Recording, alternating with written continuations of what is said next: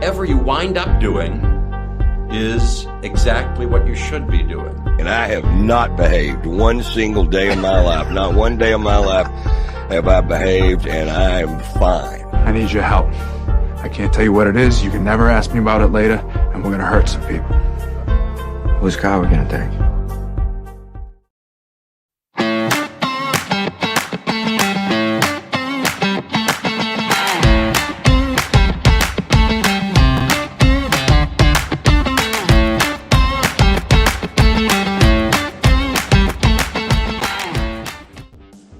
Thanks for joining us on the Nikki Medoro Show. It is a fabulous, warmer day today. I went out to PetSmart this morning we have an extra dog in the house for the next few days. And so I get some extra treats and a Kong because my Nugget, who's underneath my desk, is not very happy. So you may hear some extra barking. I'm just letting you guys know. We're hoping that the dogs participate and keep it quiet. But it is going to be warm today. We're going to start our show talking about some of the consequences of all this heat. I have some heat maps that are just crazy to see. But at the same time, I was listening to one report this morning on the morning news. People were saying it's been too cold in the Bay Area to even go swimming. I'm happy to bring the heat. So how do you feel about the heat? Are you very excited to see it? I am. I want to go swimming. But it's too hot to take my dogs walking in the middle of the day. So we're going to have to do those evening walks. But there was kind of a situation at the Ed Sheeran concert because of all the heat. If you want to break the heat, San Francisco's Ghirardelli chocolate is giving away a special treat. Now here in California, we worry about wildfires this time of year, pretty much until the end of the year, I would say, just because of how long our dry conditions have lasted. Well, on the opposite side of the country, it's Florida. They obviously don't worry about wildfires as much. They worry about hurricanes. And now they're facing a similar problem that we've been facing here, which is insurance companies are leaving the state. So we'll get into that. And how's DeSantis really going to spin that? How do you explain to people when you keep speaking out against climate change and taking any sort of actions to combat climate change? When you start seeing the effects of it, what is your excuse? Well, tough luck. Sorry. The Emmy nominations were announced. We'll go over some, including one, which I found absolutely hilarious. It was for the unstructured reality TV. So, it's a guilty pleasure of mine. I can't wait to see if anybody knows or watches this guilty pleasure with me. It is summertime, so people are flying around. We're going to talk about something that's been around for a while. It's been around for several years, but it's making news because a teenager was actually detained at an airport, and this was because they were skiplagging. You guys know what skiplagging is? It's when you book a trip with a stop in between. So let's say I want to fly from San Jose to New York with a stop in Denver. Making that up. But I really want to go to Denver, but it's cheaper to just fly to New York or buy that ticket and get off in Denver or something like that. It's not illegal, but a teenager was detained. So we'll get into that. We'll also talk about some of the risks involved in that. Someone who was hitting the air was Oakland Mayor Sheng Tao, calling it a big swing to try and convince the MLB not to move the Oakland A's to Las Vegas. She flew to Seattle to meet with the MLB commissioner. I think it's more of don't you dare try and spin this to the public and the other owners as if we didn't have a plan. Are you guys holding out hope, or is this just, her just trying to put her name down in the legacy of, look, I tried, it didn't work, but we did try. In the second part of the show, we will also reflect on San Francisco DA Brooke Jenkins' first year. She gave an interview reflecting on it because not all the numbers are looking too hot for her. And how quickly should we see results? She's up for re-election next year. So she has to have some sort of record to run on. And how are you feeling about how she's performing in San Francisco? Because while some are very happy that she's cracking down on criminals, others are saying, wait a minute. Yes, there are criminals that need to be arrested, charged, and prosecuted. But what about, let's say, bad cops? 3 cops, I think, had charges against them dropped after people were killed in custody. So we'll get into that. And at the same time, San Francisco is trying to crack down on things, especially, the open air drug markets and things like that. The Berkeley City Council has approved psychedelic drug reform. Is this what we need at a time like this? I have a quick clip from KTVU about some people's reaction on the street to that. I can't wait to hear what you guys think about approving things like magic mushrooms, Iwasaka. I'm sure I'm pronouncing that wrong, but not peyote. That is not apparently under the umbrella of this new rule, even though other people were pissed about it. Are you divorced, but not marriage divorce, sleep divorced? How many of you sleep in a different room than your partner every night, most night, or all nights? We'll delve into that. And can it really save a marriage? I mean, you can meet up at the beginning of the night, have a little hanky panky, and then be like, all right, go into my room. And then we weren't able to get into any of this, but I want to see if any of you have done some of the Prime shopping, and not just on Amazon Prime. This time of year also brings huge sales at other big box stores and brick and mortar stores because they know people are shopping right now. The reason why I also wanted to talk about this is a friend of mine had posted on her social media, I've done my early Christmas shopping because of the Prime deals. How many of you have done that, do that, and are the deals worth it? What are you buying? Are there any early Christmas shoppers out there? Because if you can get a good deal now instead of waiting, and then when Christmas comes around, you don't even need to worry about it. That would be awesome. Absolutely awesome. All right. But before we get to all of that, you guys, please click the thumbs up button. Show your support for the show. We absolutely appreciate each and every one of you. The super chat is also live. It's the way you guys can donate money to the show as the show is happening or even on replay. And a big thanks to Jim Slayton for starting us off with the $10 super sticker. Thank you, Jim. You've always been a huge supporter of the show, and I really, really do appreciate you. Other ways that you can support the show, I would say the number one way to support the show is to become a Medorable, as I love to call you guys. I didn't make up the word. A Station X fan made up that word, and I love it. We took it over. It's our word now.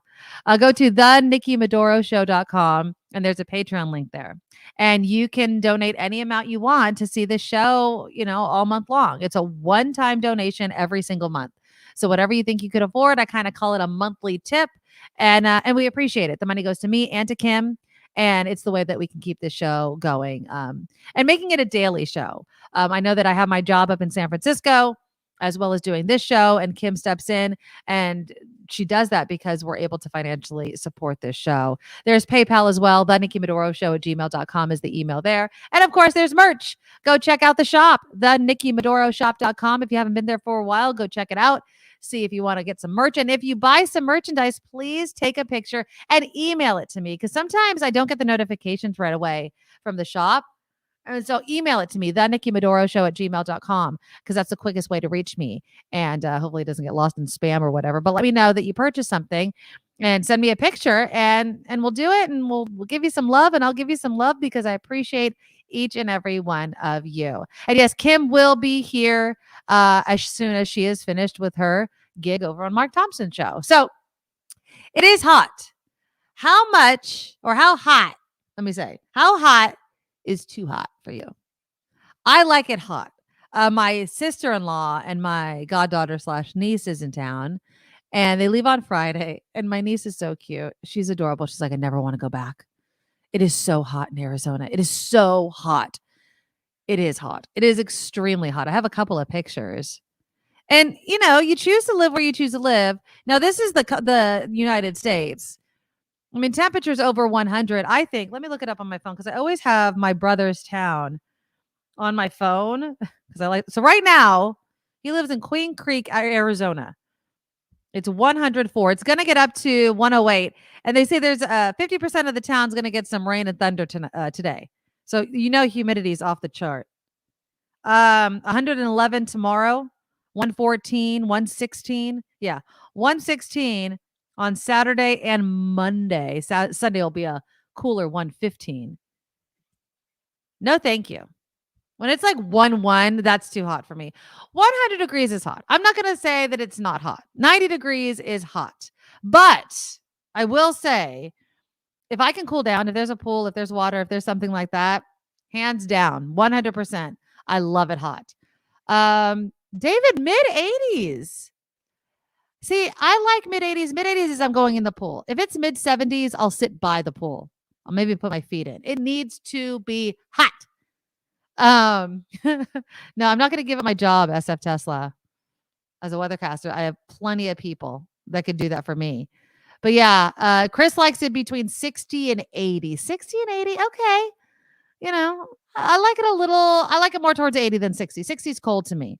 I wear jeans to the beach if it's not warm enough. Wes is in Florida. Says it's always hot. It's been mid to upper 90s and humid the last few weeks. Yeah, I've been hearing about the humidity. I have family, Wes, in Florida as well. Castleberry and another place. And they're like, it's death. It is death out there. Lori says 80 degrees, too hot for me.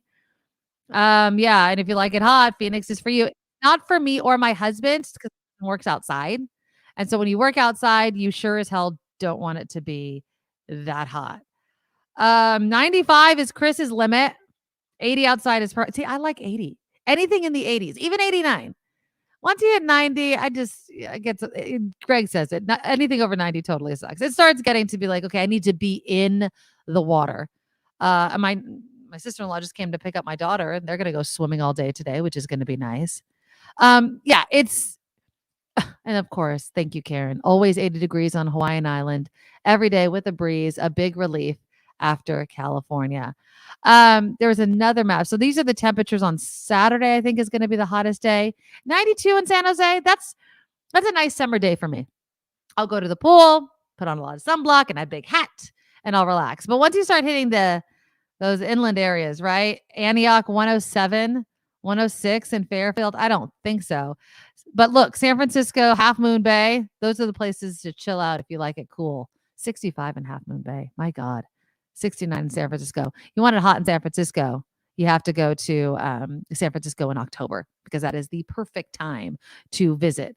But again, I told you guys that there were some consequences to all this heat. 17 people were hospitalized. 2 people went into cardiac arrest at an Ed Sheeran concert. Now, this was in Pittsburgh. Pittsburgh Bureau of EMS personnel working the Ed Sheeran concert received 37 calls for service, 17 transports to the hospital. The transports were for heat-related issues, some falls, 1 seizure, and 2 cardiac arrests. And the 2 cardiac arrests involved people working at the show.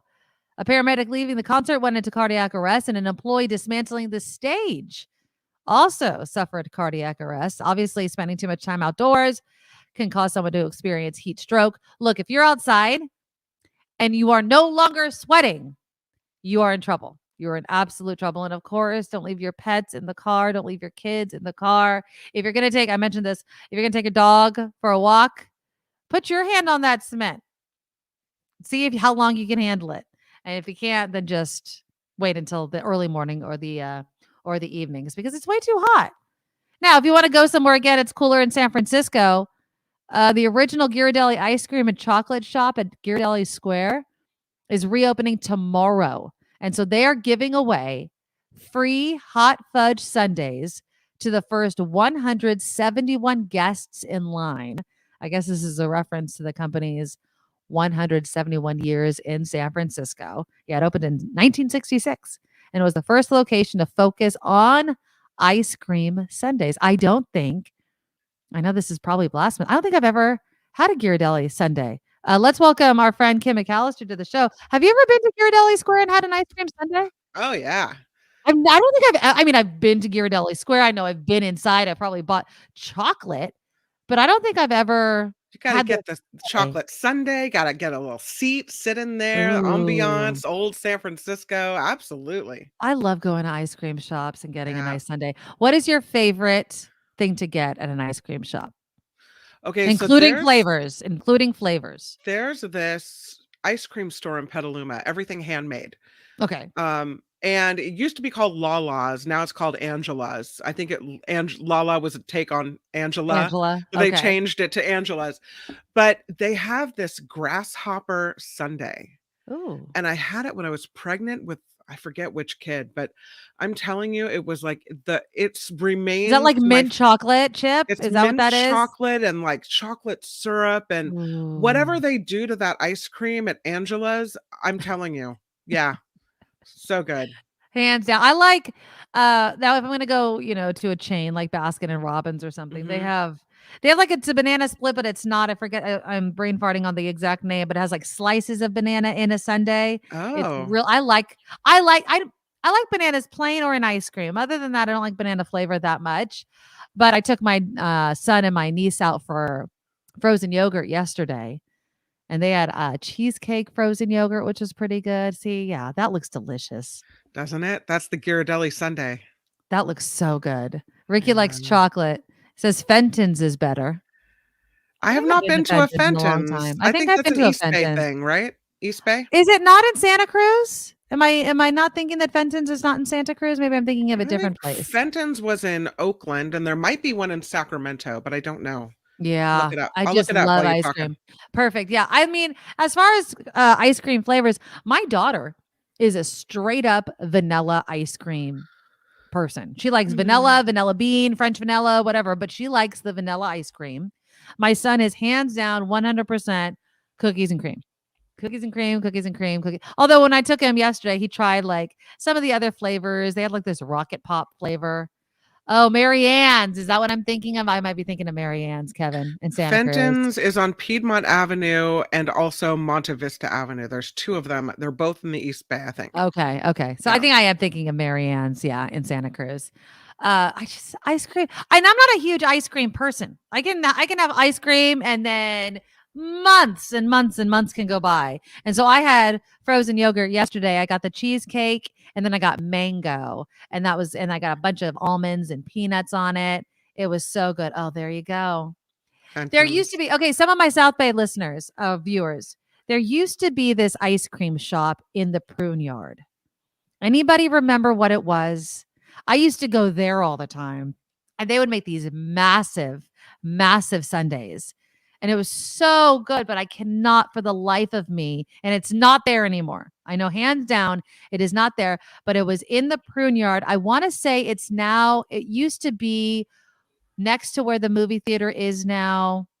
And I think there's a boba shop right there. I could be wrong about that, but it used to be so good. If anybody remembers what it was at the Prune Yard in San Jose / Campbell, and it was delicious. We used to go there like after school and after dances and everything like that. There used to be Swenson's. Remember Swenson's? Maybe it was a Swenson's that was in the Prune. Maybe that's what it was. There was a Swenson's. There was the original Swenson's in San Francisco, which might still be there. And then they had Swenson's all around the rest of the Bay Area. And I remember going there and ordering the Earthquake, that massive plate of ice cream. And Swenson's closed in Petaluma. They all went away except for maybe one last Swenson's. Maybe it was Swenson's because that name is ringing a bell. I'm trying to Google as you were talking about it. There's also Farrell's, I think. But I want to say it was Swenson's that was in the Prune Yard. I could be wrong about that. Greg likes the chocolate milkshake. I like shakes until you realize how much ice cream goes into making a shake. And then I'm like, okay, I cannot just sit here and eat this entire shake to my head. I just can't do it. I'm definitely a portions control person when it comes to ice cream because I can go way overboard when it's delicious. Lori says, can't remember the name of the place on Castro by Diamond Heights in San Francisco. It used to be a couple blocks from me when we lived on Duncan Street. Best pralines and cream ever. I like pralines and cream. I like Jamocha almond fudge. I like butter pecan ice cream. Oh, that's so good. Yeah, maybe it was by the sports basement in the Prune Yard. I'm thinking it might have been a Swenson's. Yeah. I don't know if we could find out all the locations the past, but it was no. Cold Stone came way after this. Cold Stone Creamery was definitely not the one that I'm thinking of in the Prune Yard.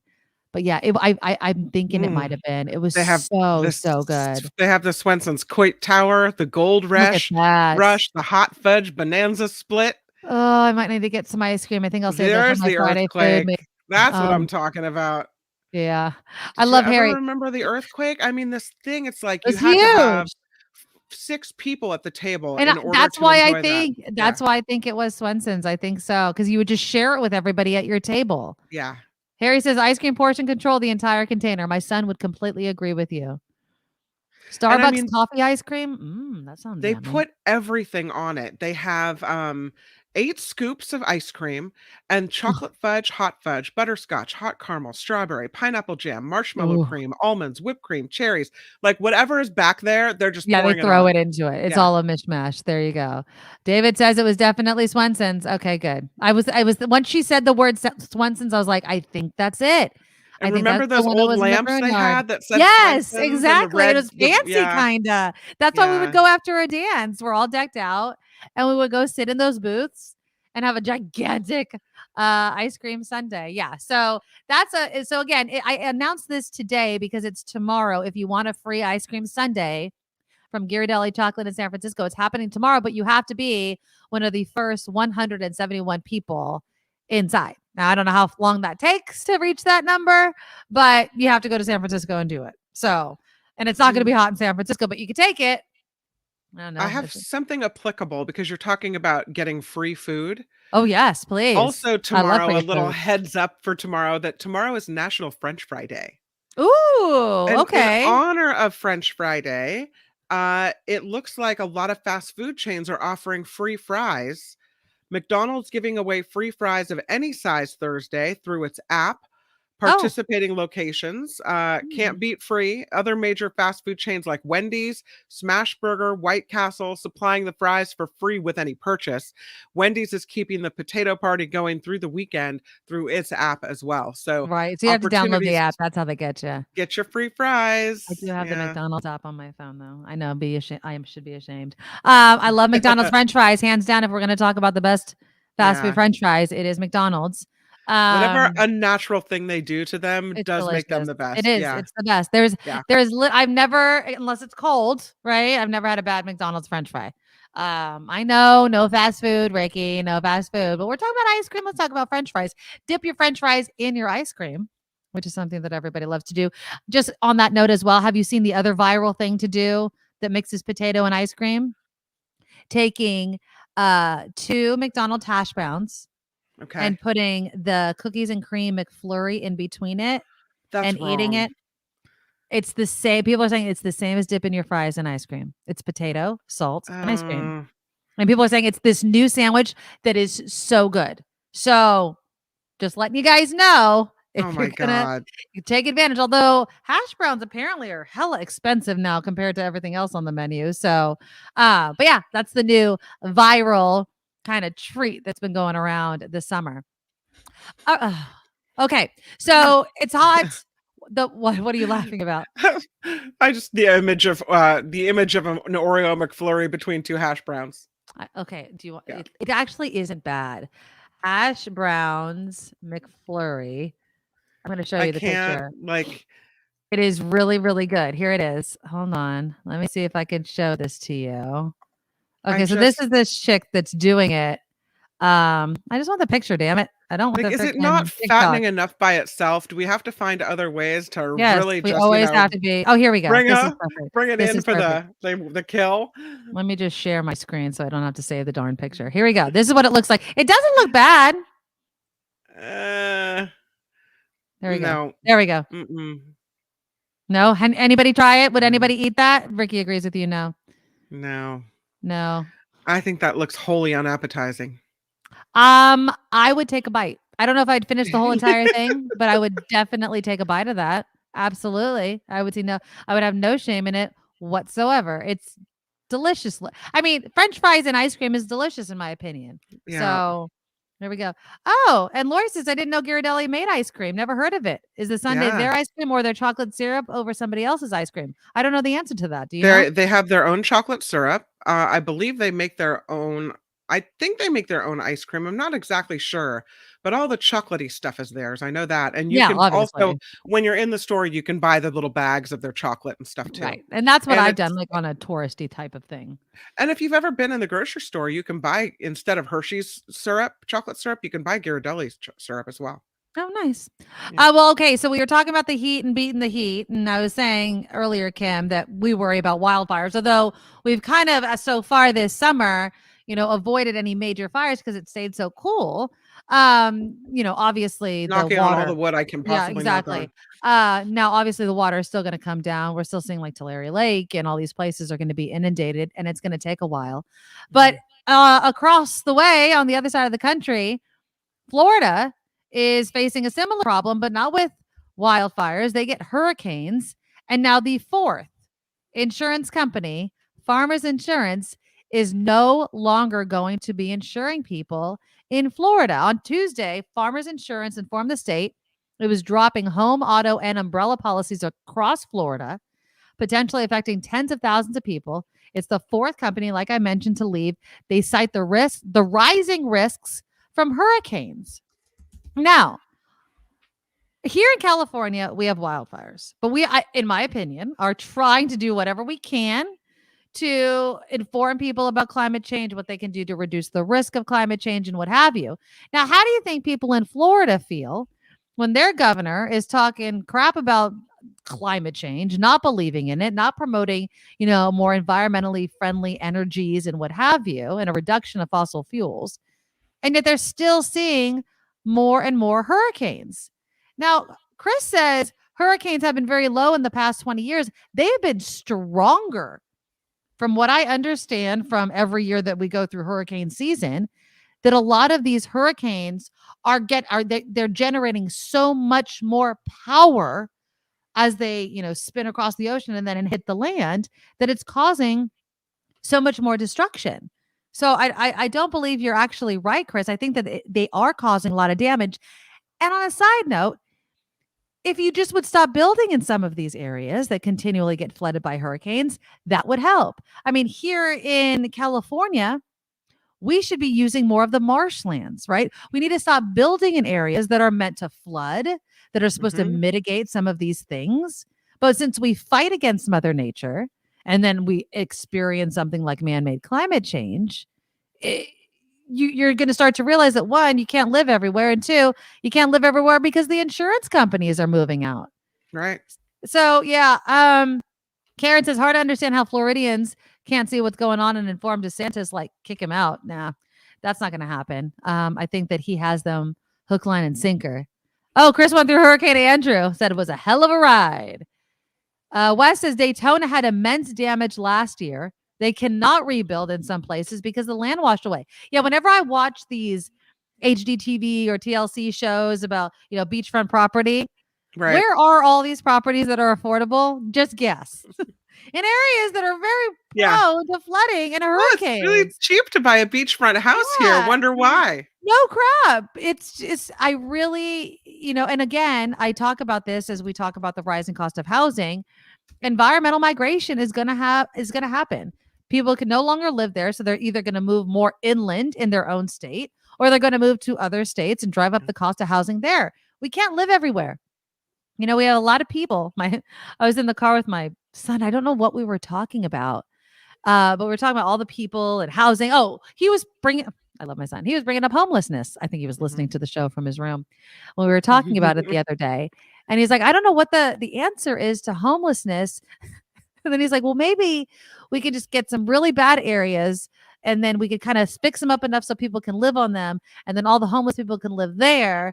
And I was like, yeah, until all those places just become desirable. And then everybody drives up the cost of housing there. He's like, no, that's a terrible idea. And I said, what? And he's all, population control. I was like, oh, Dylan. I was all, it's been tried. It's not feasible. I was like, but I do think voluntary population control does happen, especially with this new generation. I think a lot of younger people are reconsidering the size of their families, but on their own. You cannot have the government enforce population control or the number of children that you have or anything like that. Number of people deciding not to have kids has Exactly. And you wonder why. It's because they see what's going around them. I mean, it's the hugest. I'll watch a TV show and someone will get pregnant. They're like, am I really going to bring a kid into this world? It is a valid question. So, it doesn't matter what coast you're on or your politics. Mother Nature doesn't give a crap. Right. So, but I don't know what we're going to do if all of these insurance companies keep leaving places that need the actual insurance. It's a friggin' racket. I'm not playing a violin for DeSantis, but for Floridians that are looking for insurance, they're going to be up a creek pretty soon. Okay, so Kim's going to do some headlines. When we come back, I want to touch a little bit when Kim gets back. The Emmy nominations were out. Yeah. And I love, there's obviously the serious categories, but it's the fun categories that always make me giggle a bit because you watch some of these shows and you're like, this is an Emmy nominated or Emmy winning show. Yes, indeed, if it gets all the eyeballs. Also, we'll talk about skip lagging. How many of you have done skip lagging? Have you been caught? Because a teenager, first time flying alone, decides to skip lag, which he'd done for years with his family, and he was detained. And do you think it's fair when it is technically legal? Also, speaking of flying places, we'll touch a bit on Oakland Mayor Shantel heading to Seattle, last ditch effort, or just to set the record straight. We'll discuss all of that. Please click the thumbs up button to show your support of the show. We absolutely love it and you. And here is Kim with some news. Now, from around the world to up your street, the Nikki Medoro Show presents News Czar Kim McAllister. Let's talk about this heat, huh? Whew. It is, it's going to be hot. Millions of Americans dealing with extreme heat and flooding. As Nikki mentioned, the Northeast has been pounded by rains that have caused catastrophic flooding, especially in Vermont. What meteorologists are calling an extremely dangerous heat dome is causing triple-digit temperatures from Texas through the Southwest to parts of California. So Governor Gavin Newsom saying there's a new program. California is going to be heat ready. They're doing outreach to make sure that everyone stays safe. Meanwhile, this new heat wave here in California is sparking an even bigger fire risk, as Nikki mentioned. Crews have their hands full after several wildfires started yesterday. One in Riverside County burned buildings and vehicles. Another shut down the 110 freeway in Los Angeles, and a fire near Castaic Lake lit up the sky last night. The good thing is that all have stopped spreading, and they're either contained or almost being contained at this point. So that's the good thing. This year's season is expected to be average. Whew.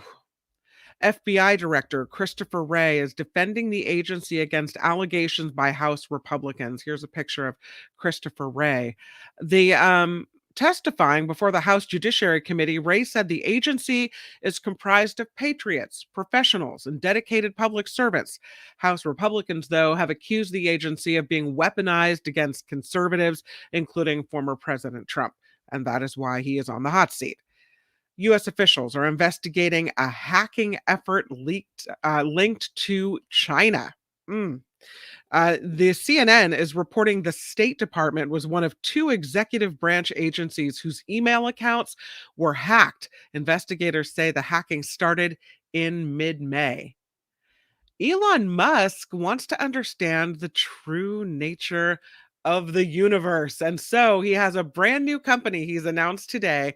It is called XAI. He says it's the objective of his new AI company to understand the nature of the universe, and he plans to have more details on Friday about what he calls this alternative to Chat GPT.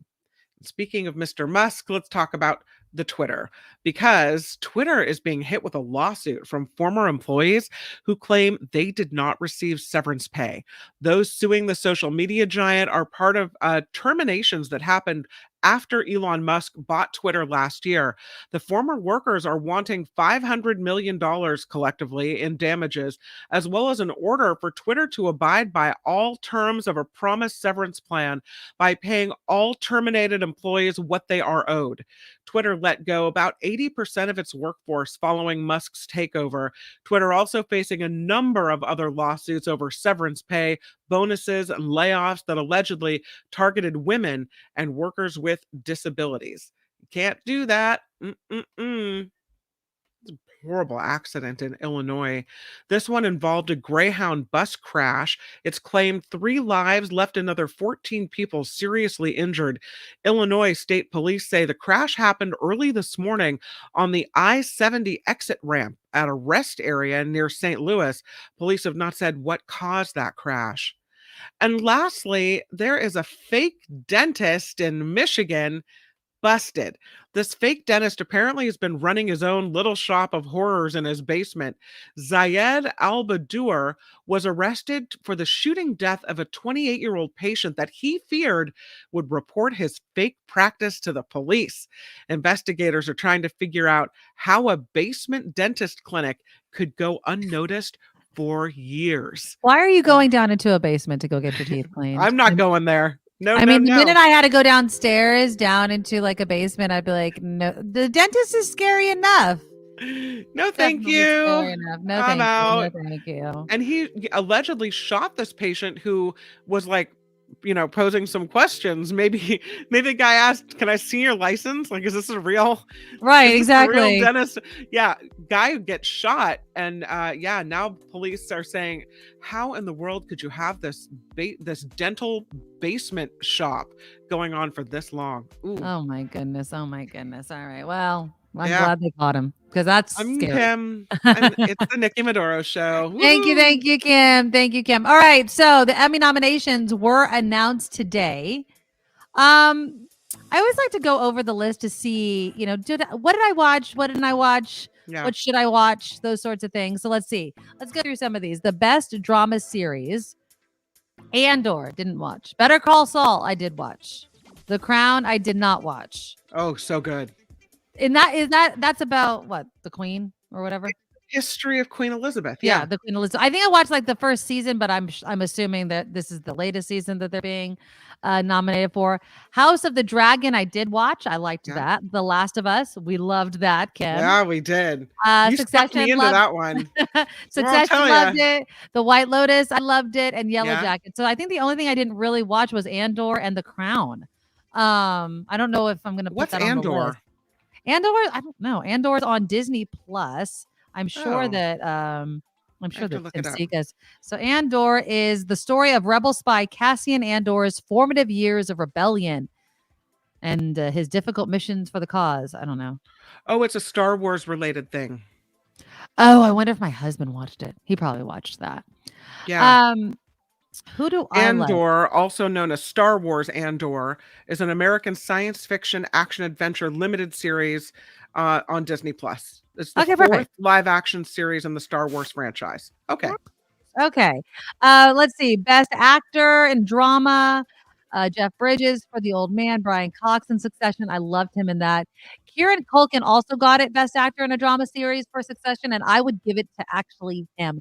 I thought that Kieran Culkin did amazing in the final season of Succession. I mean, I was blown away by where his character went. And I loved it. Did you watch Succession? Yeah, but I'm not done with it yet. Oh, the last season, Kieran Culkin is amazing. Bob Odenkirk, Better Call Saul. I liked it. I liked that whole series, so I love him. Pedro Pascal in The Last of Us. Pretty good. I'm still giving Kieran Culkin the edge. Jeremy Strong was also in Succession. He was the other brother. As far as actresses, Sharon Horgan, Bad Sisters. I don't know if I watched that show or if I started. I haven't seen it. Melanie Linsky in Yellow Jackets is amazing. I love her. I saw 2 episodes of that, and there was some creepy cannibalism Oh, stuff yeah, going it's on, so and good. I It's was so out. good. I loved it. I loved Yeah. it. Elizabeth Moss in The Handmaid's Tale. I feel like The Handmaid's Tale is just, it's too close to home, so people don't think it's shocking anymore. Isn't it over, or is it still going on? No, it's still going on. I Oh, believe. okay. Like, I think there's another. I'm almost positive there's another season coming. I watched the last season. I don't know if it was the last one. Bella Ramsey, who was the little girl in The Last of Us. Carrie Russell in The Diplomat, which I did not watch. Sarah That Snook. was good. Liked it a lot. The Diplomat? Really? Really Okay. good. Sarah It's Snook in very Succession is West. good. It's very West wingy, and it's Ooh. like fast moving political kind of stuff. But it's Okay. a political thriller. It's good. All right. Yeah. This one, the best comedy series, Abbott Elementary. I love. Do you watch Abbott Elementary? No, I haven't seen it. Oh, you have to. It's on ABC. You would love it. It's wholesome. Watch with Okay. your kids. It's so funny and it's so great. It's about teachers. I love it. Barry is on HBO/Max. I watched the first couple of seasons. I don't know why I stopped watching, but I did. I need to catch up on that. But I'm in the middle of watching the latest season of The Bear.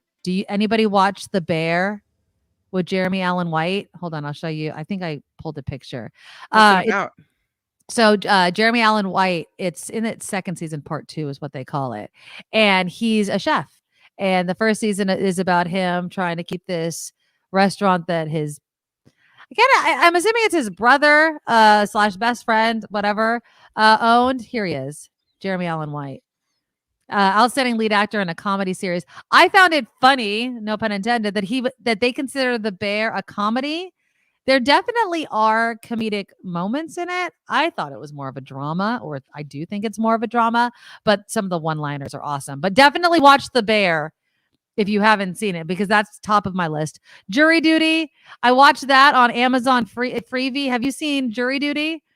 No. Where everybody, I thought I talked about this. Everybody is an actor except one person on this Jury Duty. You did talk about it. So I clicked on it and I couldn't make my way through the first episode. Really? Oh, I Yeah. thought it was really funny. But obviously a lot of people agreed with me, Kim McAllister, because it's They did. Marvelous Mrs. Maisel. Am I finished the last season? I kind of fell off that one too. Only Murders in the Building. Ted Lasso, of course, won or is nominated, and Wednesday also was nominated. But the funniest ones that I find are the unscripted ones.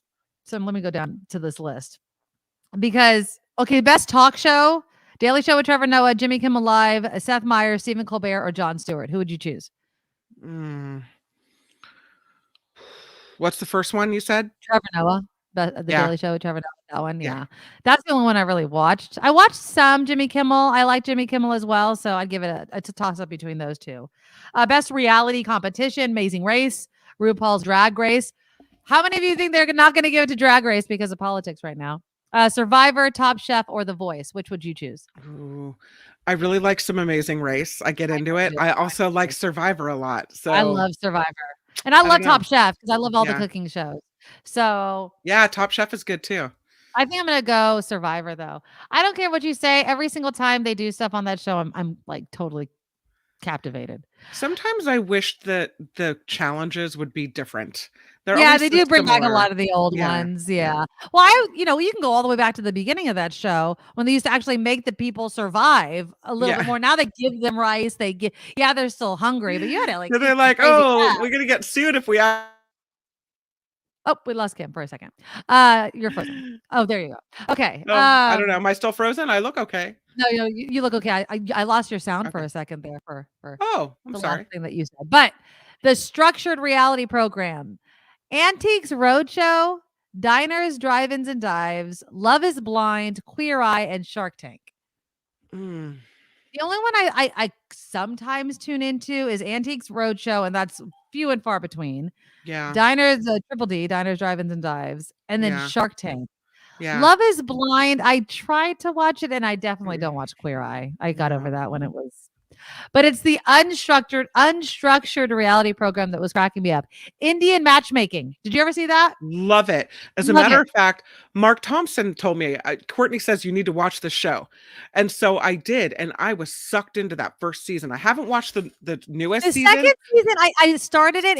I feel like it's not as good for some reason, but maybe it's because I already know the whole kind of premise you really of it. get pulled into the, is this person going to find someone, or who are they going to end up with, or look at, how different their culture is. And it's just very interesting, the way they approach finding a match. Casts and everything. And I love how blunt she is with some of these people. Like, no, that's not important. That's not important. Yeah. I like that. In the first season, there was this one woman who was a complete and total bitch.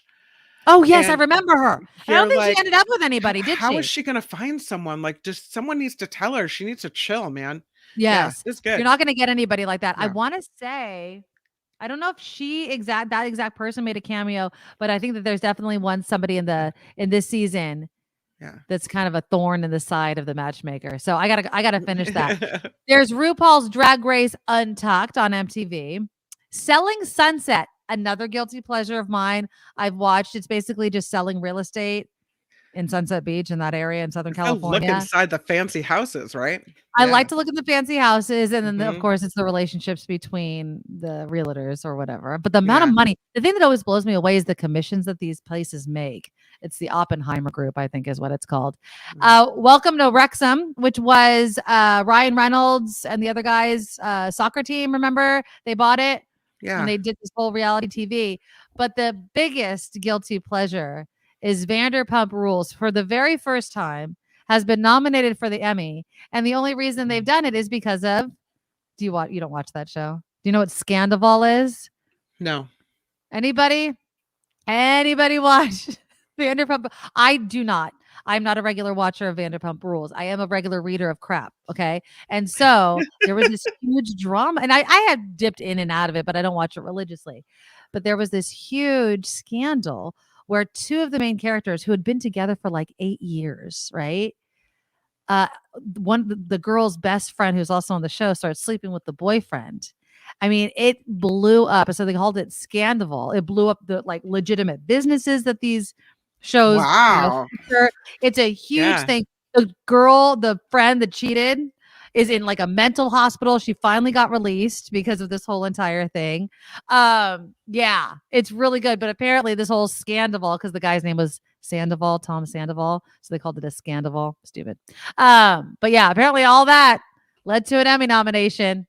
And I don't know if that's worthy of an Emmy nomination. Like, I feel like some of these things bring down the status of what an Emmy is, but whatever. You know what I mean? Oh, look, Heather, thank you. I live for VPR. Thank you. I know there's some people that watch crap TV shows with me. It's all trash. I'm not saying it's good TV. I'm saying you put it on and you get sucked into it. And it's just a guilty pleasure. It's the epitome of it all. All right, so we'll be following, and the Emmys are, when are the Emmys? I lost the date. I just shut it. Emmys are coming up shortly. Whatever. But yeah, they're gonna be on. I don't know. I lost the date. Sorry. It's the 10th season though of Vanderpump Rules, and they finally got their first Emmy nomination. All right. Interesting. If there's an actor's strike, I wonder if there's an actor's strike and a writer's strike. I wonder what happens to the Emmys. Like, is there even going to be an Emmys? Well, I would assume so. I don't know how many people would necessarily go to the award ceremony. Is that what you mean? Like, well, I mean, can you even hold an award ceremony if the actors are all on strike? I don't think. Well, they had the Tony, so they'd probably have to get permission, right? I Isn't guess that what they did for the Tony Awards? So, well, that was just with the writer's strike. You know, now we've got the actors on strike. Do they even go? Do they even go? We'll have to see. Well, I would hope at that point. And again, I lost the date of when the Emmys are. If anybody wants to put it up there, but I would hope that by the time that the Emmys come around, that everything's all wrapped up. But that's why the unscripted shows are. It's September 18th at 8 p.m. Eastern. So 2 months ish. Yeah. So 2 months. Can we wrap this thing up? I would hope so. We'll see. All right. So let's switch gears. Skiplagging. Have you ever skiplagged, Kim? I don't know what that means even.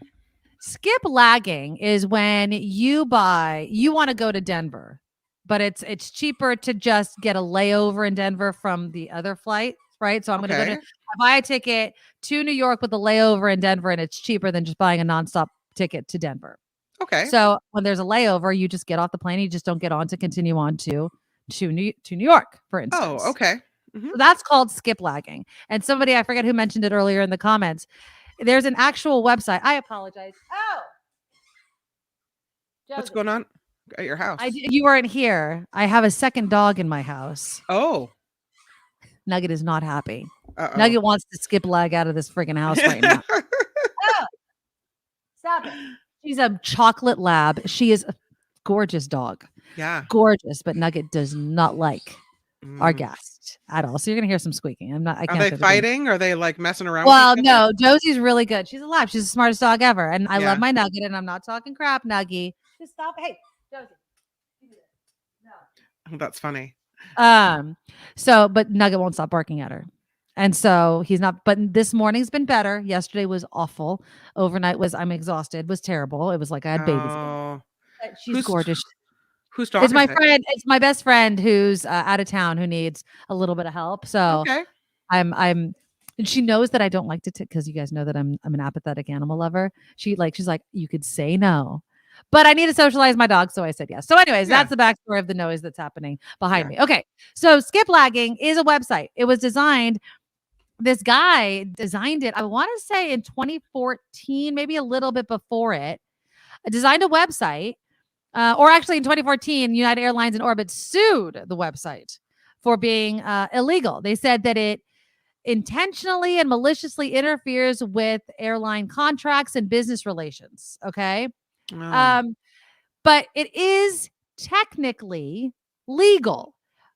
But tell that to this teenager. I'm going to show you this screen, this news report of this teenager who was detained for skiplagging. Here's the news report. It was the first time Logan Parsons flew by himself. We've used Skiplagged almost exclusively for the last 5 to 8 years. Booked a flight from Gainesville Regional to JFK via Charlotte. Hunter Parsons felt his son would be okay, but once at the airport in Florida with his North Carolina driver's license, the gate agent was skeptical of his final destination. Interrogated a little bit, ultimately taken to a security room. They kind of got out of him that he was planning to disboard, in Charlotte, was not going to make the connecting flight. The Parsons weren't aware hidden city ticketing or skiplagging was frowned upon in the airline industry. American Airlines representative canceled the ticket and made the family purchase a new direct flight ticket. Our concerns were that he's a minor and was kind of left to fend for himself several states away. First time he's flown and really doesn't know what he's doing, and it seemed to be a bit harsh to me. I just don't understand why they would do this. Aviation attorney Bruce Brandon says airlines have been cracking down on hidden city ticketing. In 2018, German carrier Lufthansa brought a lawsuit against a passenger, but later dropped it. Brandon believes there is a big question that needs to be answered. Was it a security issue? Was it a contract issue? And was he held against his will in that back room?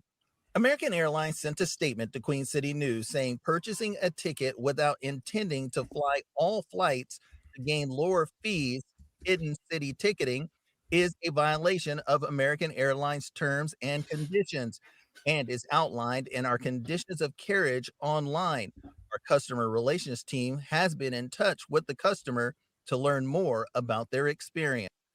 Well, here's my thing.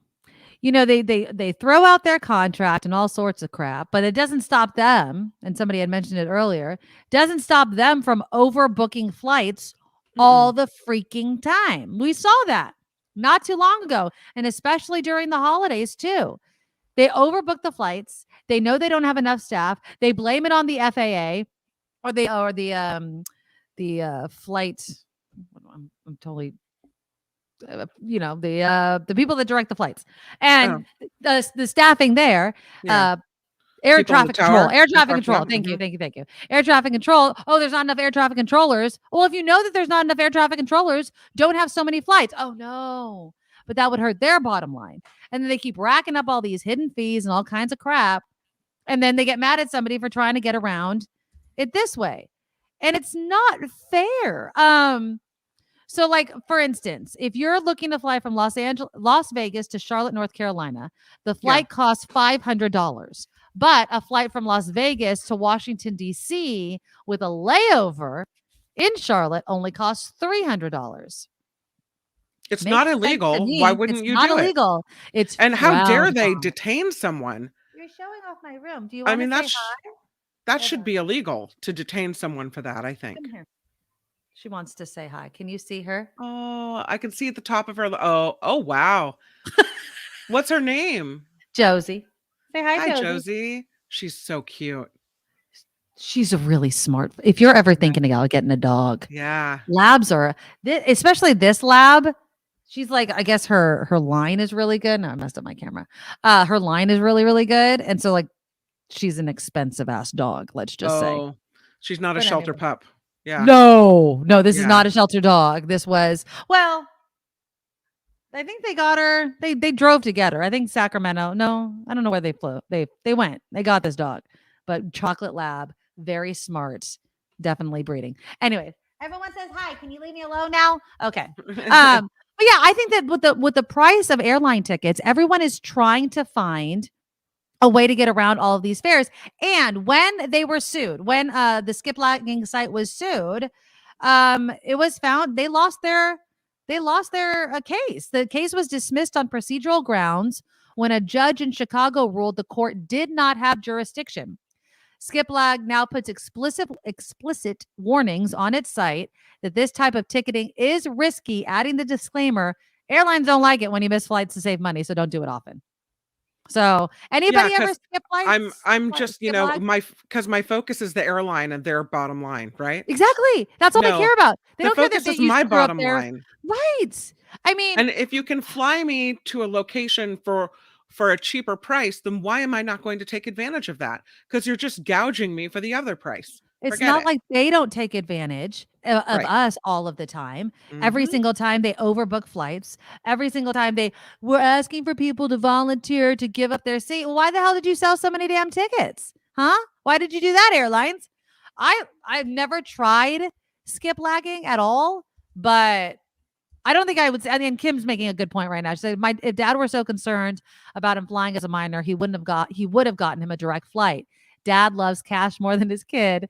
That doesn't sound illegal. It's Charlotte plus Florida. Everyone. Well, how old's the kid? 15? I mean, it says teenager, so I don't know. A teenager can follow directions and get off the flight when the plane lands and go, and that's done. I don't know. I mean, and if it's not illegal, I don't see the problem with it at all. Yeah. I don't see that. And I think that airlines, you know what? Make your flights cheaper. Don't overbook it. Don't treat us like cattle. How about doing all those sorts of things instead of coming after us, trying to save a little bit of money? Yeah. I mean, again, and as far as the dad and the son, they've been doing this for 5 to 8 years. So they have a lot of experience together, Skiplagging. This was the first time the kid decided to do it on his own, which, I guess you can make the argument of, should he have done it? I don't know. Would you risk it? I mean, I would risk it to save $200. Absolutely. So what about this? Would you get open? And you know how I feel about credit cards. Okay. So walk me through this one.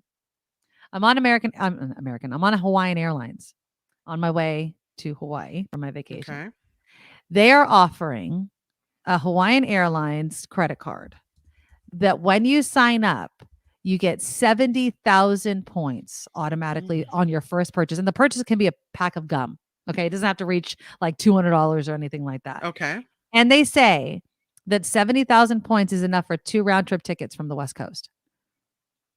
Would I sign up for that credit card? Yeah. Yes. That's what I'm thinking of doing, but I hate credit cards. Does it say you have to keep it open for a certain amount of time? Well, I mean, I could keep it open and just not use it, right? You just get the 70,000 points or whatever. I'm wondering if anybody has ever done something like that. Am I missing some sort of big, because I would pay it off every month. So the APR wouldn't matter to me. It's a high APR, but most of those are. Right. Yeah, that's the thing with some of those airlines visas or credit cards is that their APR is going to be higher. But I have an Alaska Airlines. They fly to Hawaii as well, and that's so cute. And I use it all the time, and we just pay it off every month. So yeah, I pay off my credit cards every single month. Absolutely. Josie just wanted to make another cameo.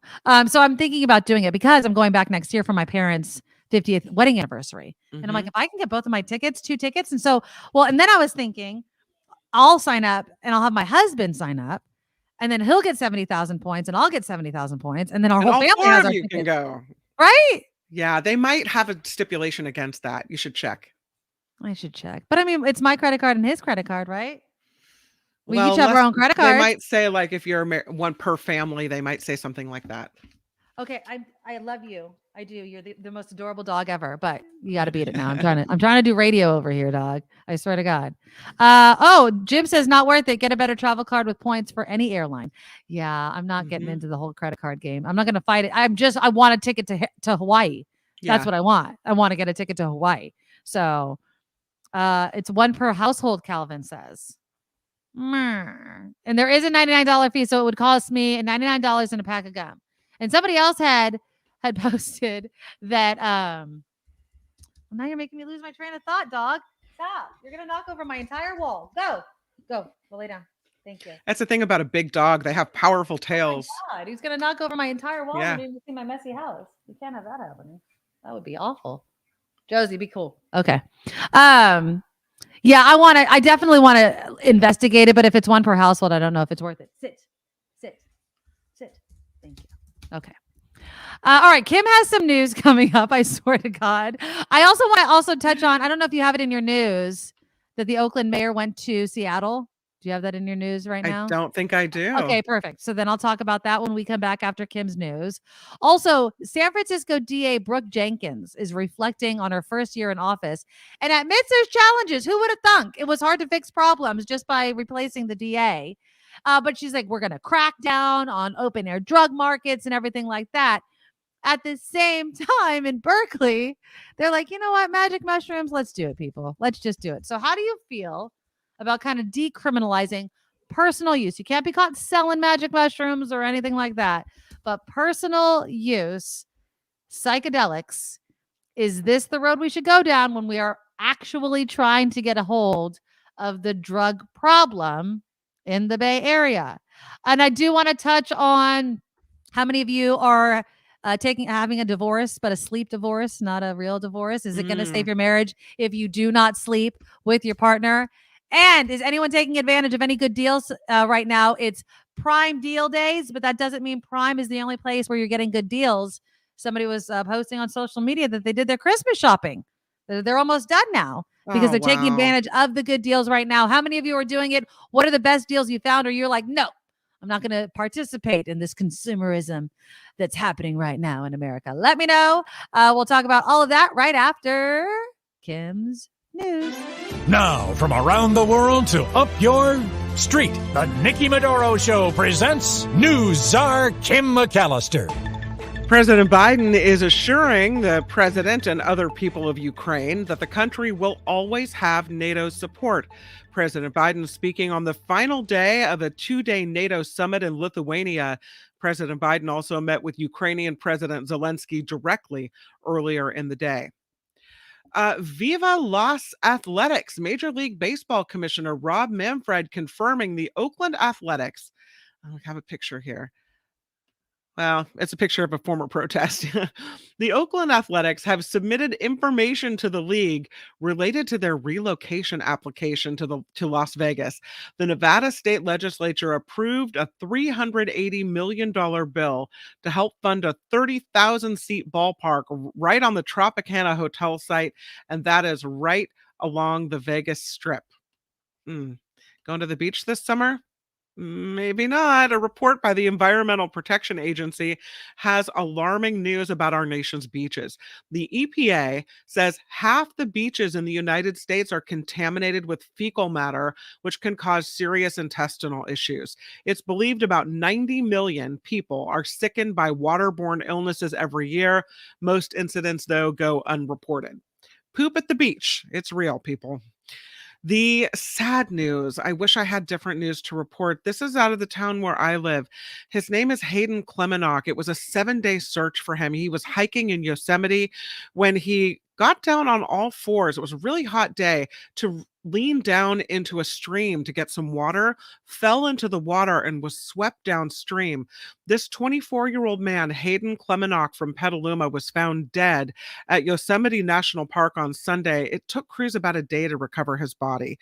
He'd been backpacking with friends when he fell into a creek and was swept away. His sister posted an update on Facebook saying the cause of death appears to be accidental drowning.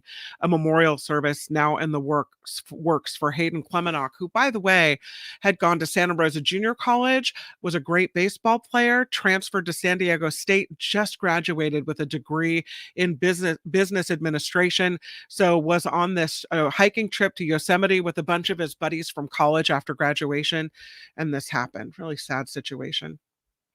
There is a suspected arsonist now off the streets of Santa Clara County. He was arrested yesterday thanks to a tip. Police say the 32-year-old man confessed to setting as many as 15 brush and dumpster fires in Morgan Hill and Gilroy. Most happened over the last week. Police think this man may also be connected to a construction fire in June. Another man had already been arrested for a CVS fire in Gilroy. Stop starting fires, people. There is a new sideshow law starting in Alameda County 4 weeks from today. This time, it takes aim at those who gather to watch and record these spectacles. In the final vote yesterday, the Board of Supervisors in Alameda County passed an ordinance making it illegal to be within 200 feet of cars involved in reckless driving and stunts.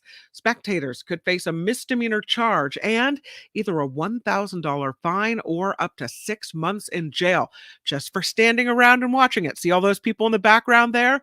Busted. $1,000 fine, 6 months in jail just for watching. Got to do something. Maybe that's how you fix it. The Hayward City website back online after a ransomware attack. Officials shut it down as a precaution. They say some access still being restored. Officials continue to access or assess and recover from intruders getting into the computer system Sunday morning. They confirmed there's no evidence of personal information breached yet. Anyone who runs into a website link that doesn't work is encouraged to report it, as the folks in Hayward try to fix the hack that happened to them. And lastly, I don't know if you've heard this story. I may have already reported it here on the show, but comedian Sarah Silverman and 2 writers are suing Meta and OpenAI for copyright infringement, accusing them of using their material to train chatbots. The programs use AI to digest the content so computers can respond in a human-like manner. Well, a professor at Santa Clara University says this case makes a reasonable argument, but thinks ultimately a court will most likely decide in the company's favor. How do they think that the AI was using it? I mean, their stuff was online and they're scraping the stuff online. Well, they wrote the books, so they have these books. In Sarah Silverman's case, it's her memoir, right? Okay. And I think maybe also a children's book, perhaps. But they took the books and fed the information from the books straight into AI. So they're using copyrighted content that will inform these chatbots, which, I mean, if I came on here and started, reading Sarah Silverman without saying it's Sarah Silverman and quoting that's her book, I'd be busted. So, but AI can take her stuff and use it and regurgitate that, and that's okay? I don't think so. That's going to be an interesting debate. I was listening to the news and Chuck Schumer was saying they're starting the hearings and trying to figure out how they're ever going to regulate and create rules surrounding AI. He's like, it's a lot for Chuck Schumer, who's been, obviously doing this for many, many years, to say this is going to be one of the hardest things we do as Congress is figuring out the rules for AI. Thank you. And, I didn't mention this earlier. I know Mark had mentioned it, but Anchor Brewing Company in San Francisco is closing down after 127 years making beer in the city. So I saw that coming when they announced that they were going to stop the Christmas beer and everything like that. Yeah. I'm not a huge Anchor Steam drinker, but I was listening to one analysis saying, they really made their bread and butter in the tap rooms, bars, things like that. Right. Not so much in the grocery store, I guess. It was kind of like, oh, I'm at a restaurant, I'm gonna have an Anchor Steam, that sort of thing. And then COVID hit and they weren't able to transition quick enough because they were slow to even move into that area, right? So I think it's partly pandemic and then partly not kind of seeing the writing on the wall of where craft beer was going, staying up with the competition, not depending so much on bars and restaurants and kind of making that diverse type of market. But it is sad. It's been around in San Francisco for so long. I think my husband likes it, but I don't really drink it. They say the pandemic, inflation, product costs, especially in San Francisco, and a competitive brewing market left them no other choice. The economy it wasn't in their favor. 13 decades, 1896 is when they were founded. Anchor Brewing has advertised itself as America's first craft brewery. Yeah. And now it's out. I don't know. I'm not a huge beer drinker, so I'm not one to really talk about it, but I know that the market, with craft beers and IPAs and all these different, it never fails. My friend whose dog I'm watching, she loves the fruity IPAs. Oh, have you tried this? And it has this flavor. And I'm like, can I just have a vodka soda? I was like, I don't want to taste like pineapple and hops and all. I'm not interested in any of that, but there's a huge market for it, but there's also a lot of competition. And so if you don't keep up and you just think your name and recognition, I literally was watching the news this morning. They interviewed this guy and he's like, I mean, I don't drink anchor steam anymore, but it's kind of sad. It's like that first part of the sentence is the entire point. Yeah. People aren't Right. drinking it. That Right. means you're out of business. Sorry. Yeah. That sucks. Bye. And Is that that's it for the Okay. news on the Nikki Medoro Show. Whoop-de whoopty. Yay! All right. Okay, so let's talk a little bit because you were talking about MLB, Yeah. Major League Baseball. Now on Sunday, Shang Tao, the mayor of Oakland, went to Seattle, and she went to the Four Seasons. I have a picture of her. Hold on, because she looked quite pleased with herself. Where is she? There she is. So here she is. And I think this is a woman who is not going to let the narrative about what happened be written without her input.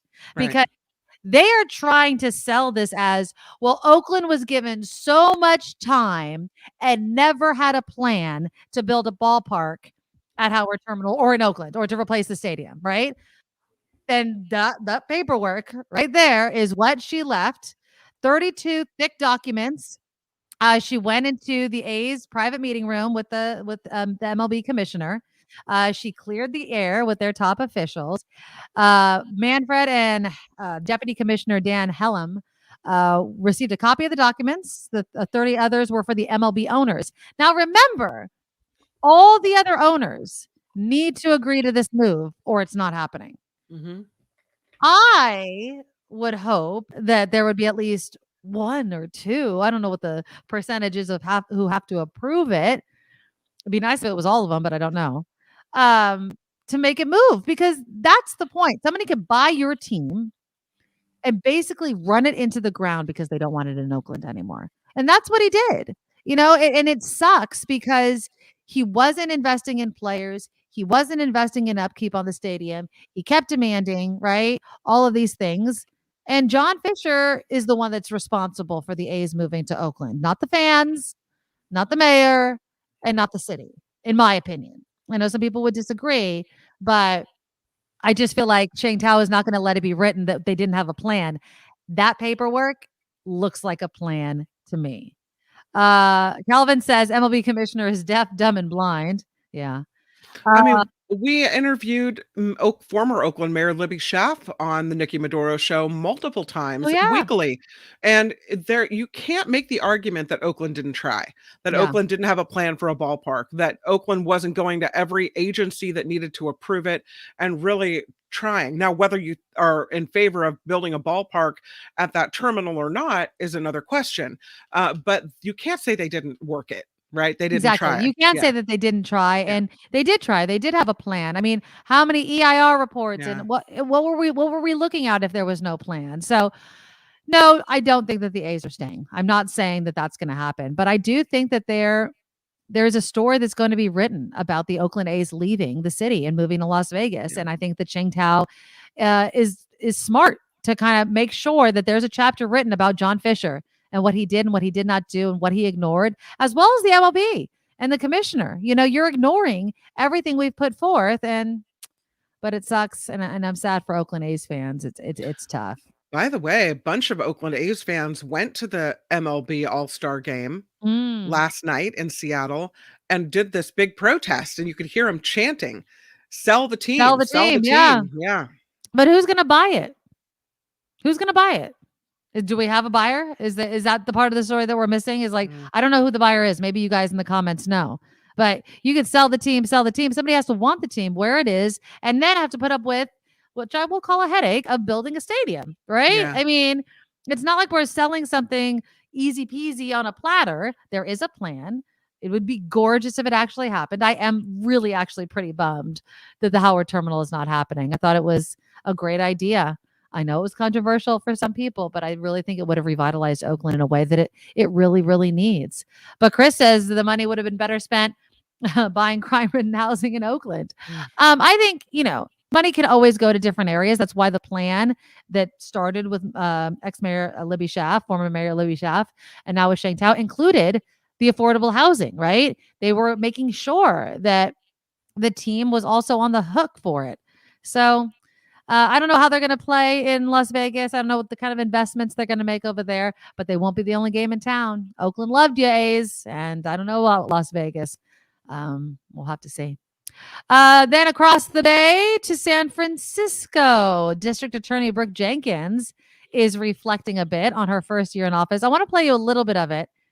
And as you listen, you tell me in the comments, is it excuses that she's giving us because she knows she has to run next year and everything may not be all squeaky and clean as they thought it was going to be after getting rid of Boudin? Here again is from our partners at KTVU. This is their interview with Brooke Jenkins. Starting today, drug crime laws will be enforced in this city. The DA now says her office has filed 819 felony narcotics cases, a 72% increase over her predecessor. The DA's office says 38 of those cases have resulted in convictions, including a jury trial that resulted in a guilty verdict just last month. Others are still working their way through the system, have been dismissed, and a small number have gone through diversion. San Francisco's public defender's office says, quote, Jenkins' regressive war on drugs ignores evidence-based solutions to the overdose crisis and human suffering. The overdose crisis has only worsened, and the renewed arrests for public intoxication are only putting people more at risk. While the district attorney says she's cracking down, it's still easy to find evidence of drug sales and use in San Francisco. We didn't get here overnight. This was a years-long process of allowing this problem to get worse and worse. And it's going to take us time as a city to correct it. But we are on the path to correcting it. Another major issue still plaguing San Francisco, retail theft. The district attorney says her office is receiving 57% more cases of organized theft, with one conviction so far. And she says her office has received 69% more cases of misdemeanor theft than the previous year. We're still seeing significant issues in that area of retail theft. I'm not going to sugarcoat it. We still have a long way to go there as well. My office, again, will be doing what it needs to as far as accountability. Jenkins has received consistent criticism from those looking for police reform. The public defender's office saying, quote, Jenkins appears to embrace the two-tiered criminal justice system. As hard as she goes against our clients, she gives a pass to people in uniform. The district attorney's office dropped prosecution on 3 cases involving police officers who killed in the line of duty. In the 3 cases that we inherited, we did not believe that there was sufficient evidence to prove that those officers broke the law. I have an obligation in that situation to dismiss those cases. As for what the next year will bring, the DA says that she will work towards increased transparency and communication with the community. As for voters, they will have their say on the district attorney's performance. She's up for re-election in November of 2024. So what do you think? I mean, does it sound like a bunch of excuses? I do think that, yeah, she's correct. It didn't happen overnight. It's not going to get solved overnight. But it also feels like people wanted immediate fixes with Chesa Boudin. And I'm not defending him. I'm just saying they wanted immediate solutions with Chesa Boudin. When the data showed improvement, they still didn't like it because they didn't see it outside their door. Well, people still aren't liking what they're seeing outside their door. So do you think that Jenkins is just kind of getting a little more leeway because people just did not like Chesa Boudin so much? Well, I think you have someone walking in saying, I'm going to do things differently. I'm going to hold drug dealers accountable, right? I'm going to actually apply the law and not let people off the hook. I don't see how the people of San Francisco, that's what they wanted. That's why they recalled Boudin. So if it takes her a little, if it takes the system longer to catch up, to recatch all these people and put them, where they need to go, I see someone trying. How many years do you give her? Do you reelect her? I do. I think if I'm a Okay. voter in San Francisco, I do. Yeah. Because I mean, even though, I agree with everything that you just said, Kim, right? It's not going to happen overnight. I think people wanted change. It hasn't happened. Right? I mean, we're still seeing the retail theft. We're still seeing the car break-ins. We're still seeing, I mean, it's not as if we have seen this massive flip. Yes, arrests are up. Yes, she's saying she's going to be doing these arrests. But I would still say that anecdotal feeling about San Francisco is just as bad as ever. But I think, and I don't have the numbers. I don't know, if arrests are up or if there are more people being prosecuted or what have you. But I can tell you that with the introduction of the CHP and the California National Guard into the Tenderloin, apparently there've been quite a few arrests of people in the open air drug market in those areas. So I feel like things are being done. I feel like the wheels are turning, and I respect a Black woman who is coming out to say, listen, I had to not charge certain people for certain things because of the law. I think people want to make their own rules based on the situation, but the truth is that we have rules in place and she can't just ignore them. Right. So, and that's true. Now, according to the Chronicle, gun violence and homicides remain elevated since the pandemic began. So she hasn't brought those down. Petty thefts are back to pre-pandemic levels. Burglaries are down, but vehicle theft is still high. I would just say it's not enough of a difference to say that her being in office has made an entire difference. Now, I'm not, but again, I do believe that people need to be given time. And I guess I keep bringing up this time thing because people were very quick to recall, in my opinion, Chesa Boudin. Now, you don't have to agree with, the fact that he wasn't prosecuting people, there was disarray in the office, all these sorts of things. Yes, those are valid concerns. But it seemed like people did not want to wait to see any more of his policies play out. And yet, even though we have not seen any sort of change under Brooke Jenkins, people do seem to be willing to give her more time.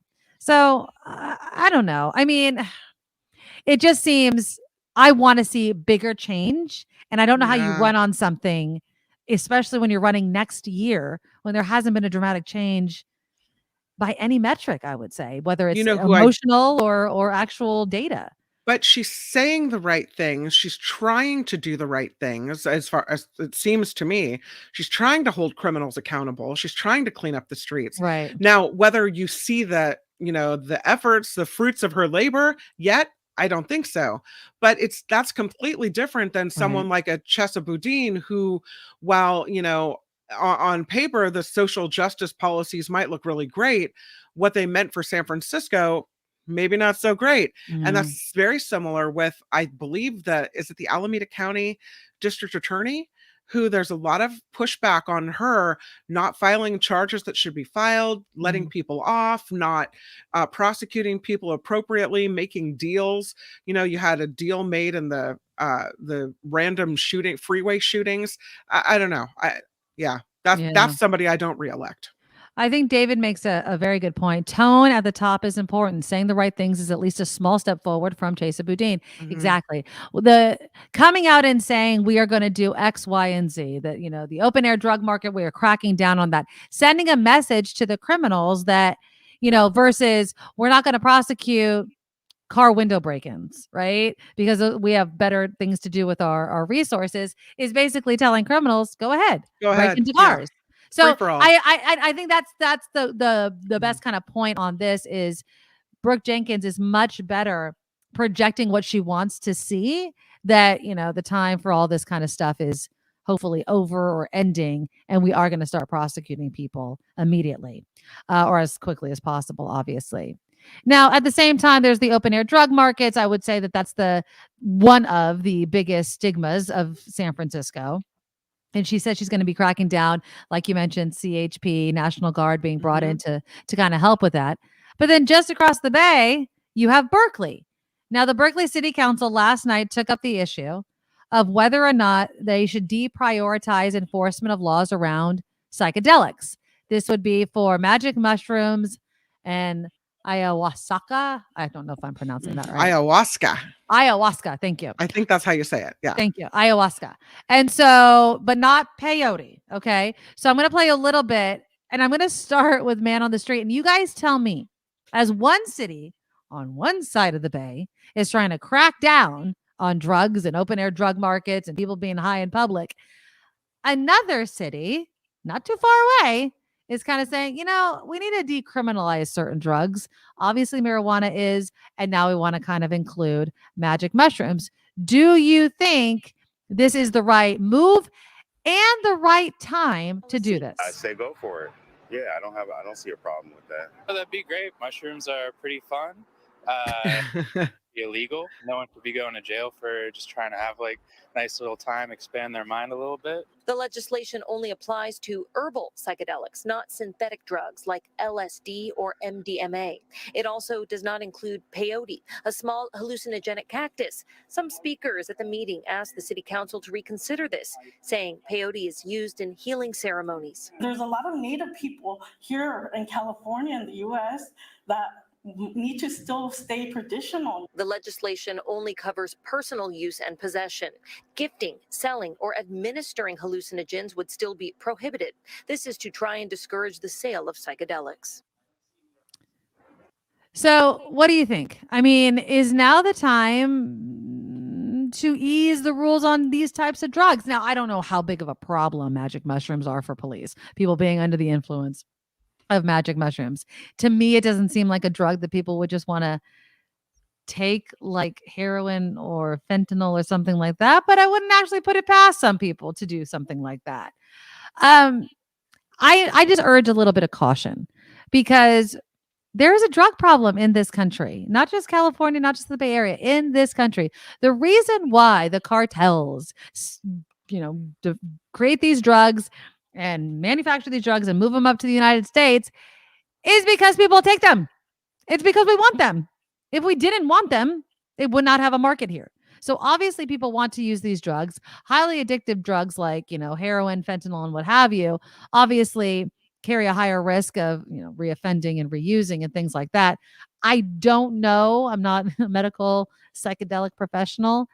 The addictive qualities of magic mushrooms, I don't know if in comparison to, let's say, heroin or cocaine or something like that, but introducing new drugs and decriminalizing them, I guess I should say, instead, might not be the best time right now. So my worry is it makes it more accessible. And you know how I feel about more accessibility to kids, right? To teenagers. So we both have girls going into high school, and the more accessible these things are, the more kids get a hold of them. We saw that when they decriminalized recreational use of marijuana in California. Great for a lot of reasons, great for a lot of people. I don't think it, I'm not saying it shouldn't have been decriminalized, but I am saying that there has been an uptick in usage among teenagers. And so that's my worry about these hallucinogenics. One of the things I thought was interesting, I did an interview recently. I think Mark Thompson did it with this man who has a business, and he will help people in a special center take these drugs, the magic mushrooms and other things. Yeah. And the state of Oregon is now doing this too, where they have special centers that you can go, because there has been some research that shows that if you have severe mental illness like depression, severe depression or PTSD, that these medications, or not medications, but herbal drugs, can help you for a certain amount of time. That more research needs to be done. It's not official that this is indeed the case, but some people are saying that there's some research that shows it to be true. So in some cases, in Oregon, and maybe possibly other states, I don't know, these centers are set up where it becomes legal to take this, and they have someone with you, guiding you through the whole process. Yeah, that's, I think, a little different than what Berkeley is saying, which is just decriminalizing it, like use it at your own will, right? They're not. Well, they're just saying they're not going to put law enforcement if you get caught under the influence of psychedelics, or you have it on you when you're pulled over or something, that it won't be top priority. Yeah, I don't agree with that. I don't know how easily accessible magic mushrooms are in comparison to something like marijuana, right? I feel like marijuana is pretty easy to get. I don't know where people would necessarily get magic mushrooms if they never had a hookup for magic mushrooms before. And again, it's still illegal to sell it and gift it and, those sorts of things. It's just, if you're caught with it, you're not going to face any sort of, I guess, criminal charges for it. I don't know. I mean, one part of me is like, there hasn't been enough research into some of these drugs. Maybe they can help people with PTSD and pain and what have you. On the other hand, people are going to abuse them. And so that's the fine line that we walk with those sorts of things. Okay, Kim, you have some news. I want to talk about sleep divorce when we get back. And maybe while you're in your sleep divorce, you're scrolling your phone looking for the best deals. How many of you are participating in Amazon Prime deals or just deals in general? Because Target, what is it? Target, I think Best Buy, a lot of these other stores and retailers are taking advantage of the fact that this is Prime season. It's like 2 days or 3 days or something like that. And so they're offering a lot of deals. Now there's bonuses, and we'll talk about these when we come back, to shopping right now, especially if you want to do your early Christmas shopping or, which I think is more timely, school shopping. You know, you don't have to get the big electronics on Amazon Prime that they're offering. You can get a buttload of glue sticks, tissues for a great price because it's Amazon Prime deal. So let me know in the comments if you guys have participated. What is one of the best deals that you have found? Or is it all crap and you're completely boycotting this whole consumer culture, Amazon Prime, big box retailer shopping season? Let me know in the comments and we'll talk about it right after Kim's news. Now, from around the world to up your street, the Nikki Medoro Show presents News Czar Kim McAllister. President Biden is now visiting Finland after wrapping up a key NATO summit in Lithuania. President Biden will hold a bilateral meeting with the president of Finland in Helsinki on Thursday.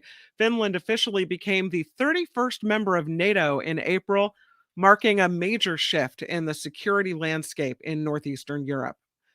There's a little more information now on this whole hacking situation. Reports say hackers based in China breached U.S. government email accounts. CNN reports hackers breached 2 executive branch agencies, including the State Department. State Department spokesman Matthew Miller would not comment on who may have carried out this hack, but said anomalous activity was detected last month. He said steps were taken to secure State Department systems and an investigation is underway. Hackers also reportedly targeted an agency on Capitol Hill. Not exactly clear if they were successful there. This hacking effort started again in mid-May. Let's talk about what's going on. More information as the testimony continues on Capitol Hill. FBI Director Christopher Wray says the Bureau is not shielding the Biden family from bribery allegations. But during a congressional hearing today, Republican Congressman Matt Gaetz of Florida asked Wray about a 2017 message in which Hunter Biden allegedly threatened a Chinese businessman while invoking his father's name. While Wray declined to comment on that matter, as whether it was even true or not, Gaetz asked him if he is protecting the Biden family, which the FBI director responded, absolutely not. The messages were revealed by whistleblowers previously working in the tax fraud investigation into the Hunter Biden case. But again, at least one of the whistleblowers is now thought to be an arms dealer on the lam. Republicans have accused the Justice Department of slow-walking the investigation into the president's son. Meanwhile, Ohio Congressman Jim Jordan is pressing the head of the FBI over a memo suggesting the Bureau should begin infiltrating Catholic churches. The internal memo that leaked from the FBI's Richmond, Virginia office earlier this year suggested Catholics likely had links to violent extremists. In a hearing today, Jordan accused the FBI of targeting Catholic Americans for their religious beliefs. It came from Jim Jordan, though, so you never know if that's true or not. A legendary West Hollywood gay nightclub is now up for sale. It's called The Abbey, and it's listed as a generational purchase opportunity to acquire one of the world's most iconic nightclubs and restaurants. Let me get this picture off of the screen, and I am frozen in time, so I'll change to my picture. But let's talk about The Abbey for a moment. This is one of the world's most iconic nightclubs and restaurants, listed with no asking price, but just requests for offers. The sale includes the Abbey Food and Bar and the chapel at the Abbey, including all branding and branding rights to both businesses. More than a third of student borrowers spent money they thought would be forgiven. That happened too fast. A new poll from intelligence.com shows the borrowers were confident they would receive relief under President Biden's student loan forgiveness plan. So more than half say they're unprepared for payments to restart as planned in October. The Supreme Court said President Biden didn't have the authority to cancel such a large amount of consumer debt without authorization from Congress. A man is suing a dairy farm near Petaluma after he was seriously injured in a motorcycle crash involving a cow. The man claims he hit a cow that was walking on a roadway the night of June 9th. He is now accusing the animal's owner, McClellan's Dairy, of negligence, saying employees failed to secure a pasture gate. The man's lawsuit says he suffered wage loss, property loss, had to pay medical expenses because of the dairy's actions. Animals get out all the time. Yeah, this guy's suing because he hit a cow. Actor Rob McElhenney says he has been diagnosed with neurodevelopmental disorders and learning disabilities at the age of 46. The It's Always Sunny in Philadelphia star wrote on Twitter he is discussing what he has learned in an upcoming Always Sunny podcast episode with his co-stars. McElhenney said he wouldn't typically talk about this topic publicly, but wanted to remind others in similar situations that they're not alone and they are not stupid. And lastly, musician Sheila E. will make history when she receives her star on the Hollywood Walk of Fame today. She becomes the first female solo percussionist to have a Hollywood star. Ringo Starr and R&B singer Her are among those scheduled to speak at the ceremony, which started a little earlier today. Sheila E.'s star will be in front of the Musicians Institute on Hollywood Boulevard. I'm Kim McAllister, and this is the Nikki Medoro Show. Thank you, Kim. Yeah, that's awesome. Sheila E. Geez, she's been around forever. That is fun. I don't know. I mean, how far can they make the Hollywood Walk of Fame? I mean, they'll make it far. I mean, everywhere that you go. I forget what it costs, like $7,000 or something to get your star. You have to pay up. So as long as the money, pay for it. You have to pay for it. So as long as the money pours into the city of Hollywood, I'm sure they'll extend it. Yeah. There you go. All right. We're going to talk about some Amazon Prime deals. Anybody getting their shopping done early? Jim just posted Amazon equals baby car seats are 37% off. That is huge, actually. It's for $300 plus things might think of helping other new parents out. That's a good idea, Jem. Anybody else find any good deals on Amazon Prime? I bought something last night. What did you buy? I have to look it up what it's called. Did you want this first off? Did you go on there specifically because you wanted this? No. Oh, okay. So I am have lately, at least twice, I've been caught by those Facebook lists of here's the 10 best things to buy on Amazon. And then you're like, oh, what are they telling me I need? Right. And then you click on them and you're like, oh, I can see myself having that, or this is ridiculous, I don't need that, or whatever. But it turns out that July is a pretty big birthday month in my family. Oh, perfect. And so I've got a birthday situation coming up where I wanted to buy something for my aunt, and she is doing this Weight Watchers thing where you count points, but she's told me recently that all fruit and vegetables are point free in this system. Really? So you can eat as many fruit and vegetables as you want. So she said she's been loading up on fruits and vegetables. So this thing popped up on one of these lists, and it's called the Yonanas. The Yonana is this kitchen item where you can just put a banana in. No liquid needed, no additives, nothing else. You put the fruit in the Yonana, and it comes out as like fruit soft serve on the other side. Ooh. Okay. So I don't know if it's going to work as well as the Yonana website says, but I was reading some reviews. They say, you got to clean it right away. That you have to be careful because the soft serve tends to curl back toward the machine. So you have to like put a large cup under there. That's why the McFlurry machine's always broken, probably. See? So, but I guess it's better than other soft serve machines because you don't have to add powder or sugar or liquid or anything. That's a good idea. Takes the fruit, whatever you've dumped in, and turns it into ice cream. Well, soft serve ice cream. Okay, so I'm looking at the directions. So you peel overripe bananas, right, or anything of your choice, any type of fruit, right? And then you freeze the peeled banana, for instance, for 24 hours. You let it thaw for 7 to 10 minutes. Then you put it in, and you push down, and it makes soft serve, whatever. That's a good idea. So I mean, she that's could always why. just eat the banana, but it's more fun to do it that way. So it was a couple bucks off. I bought her the Yonana yesterday for $39 on Amazon. And I'm thinking to myself, she's going to have point-free soft serve, right? Right. So that's what I did.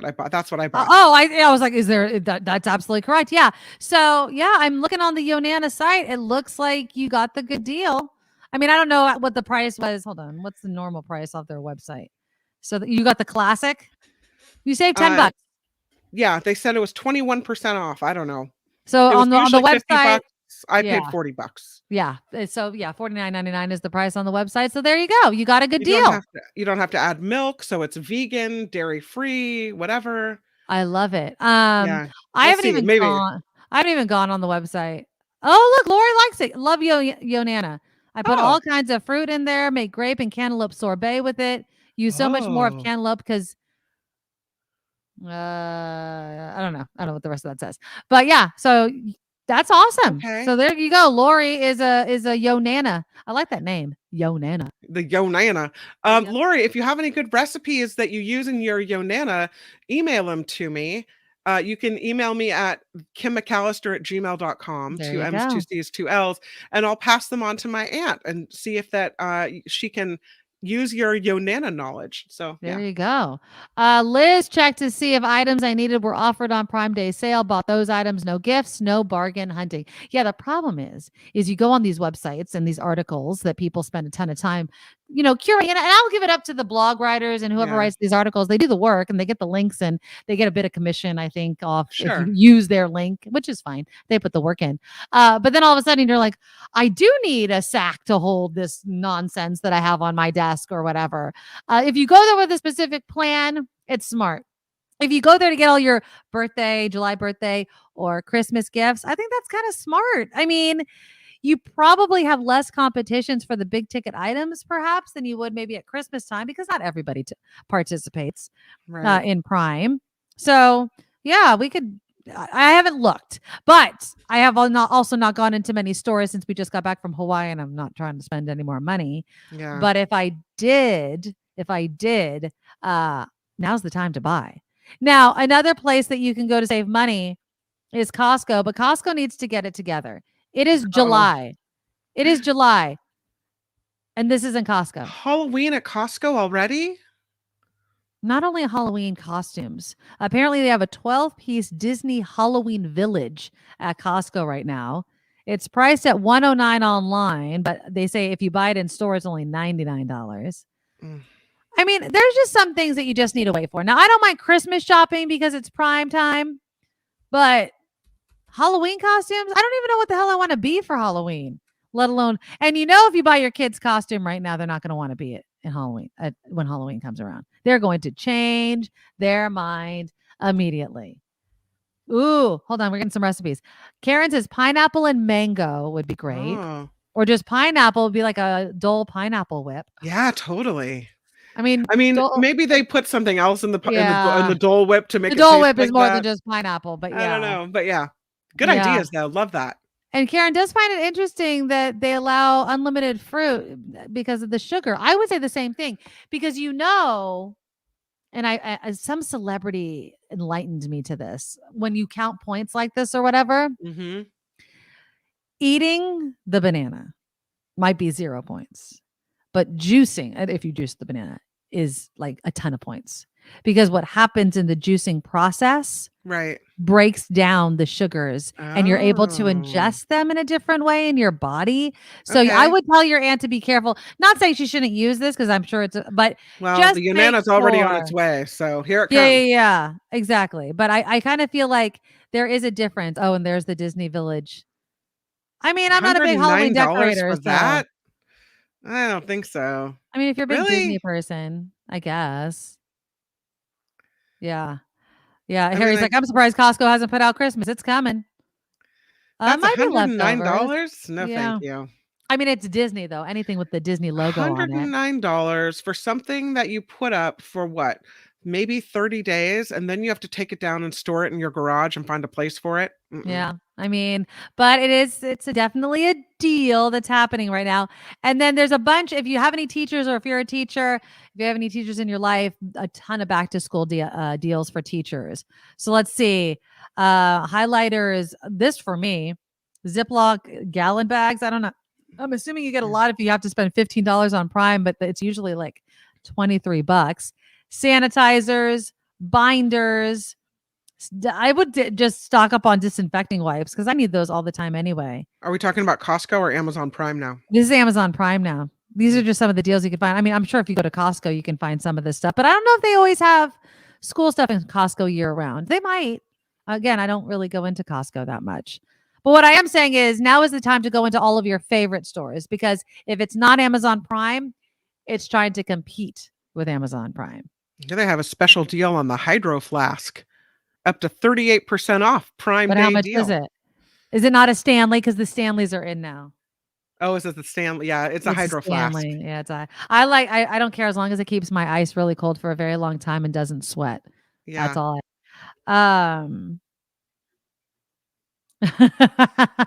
Karen's so funny. She's like, I don't mean to burst your bubble. Sorry, veggie sorbets don't sound good. No, they do not sound good to me. Although, if I ever go to Jamba Juice, the only vegetable, and I guess it's a root vegetable that I like to put in my smoothies that I will not eat otherwise are beets.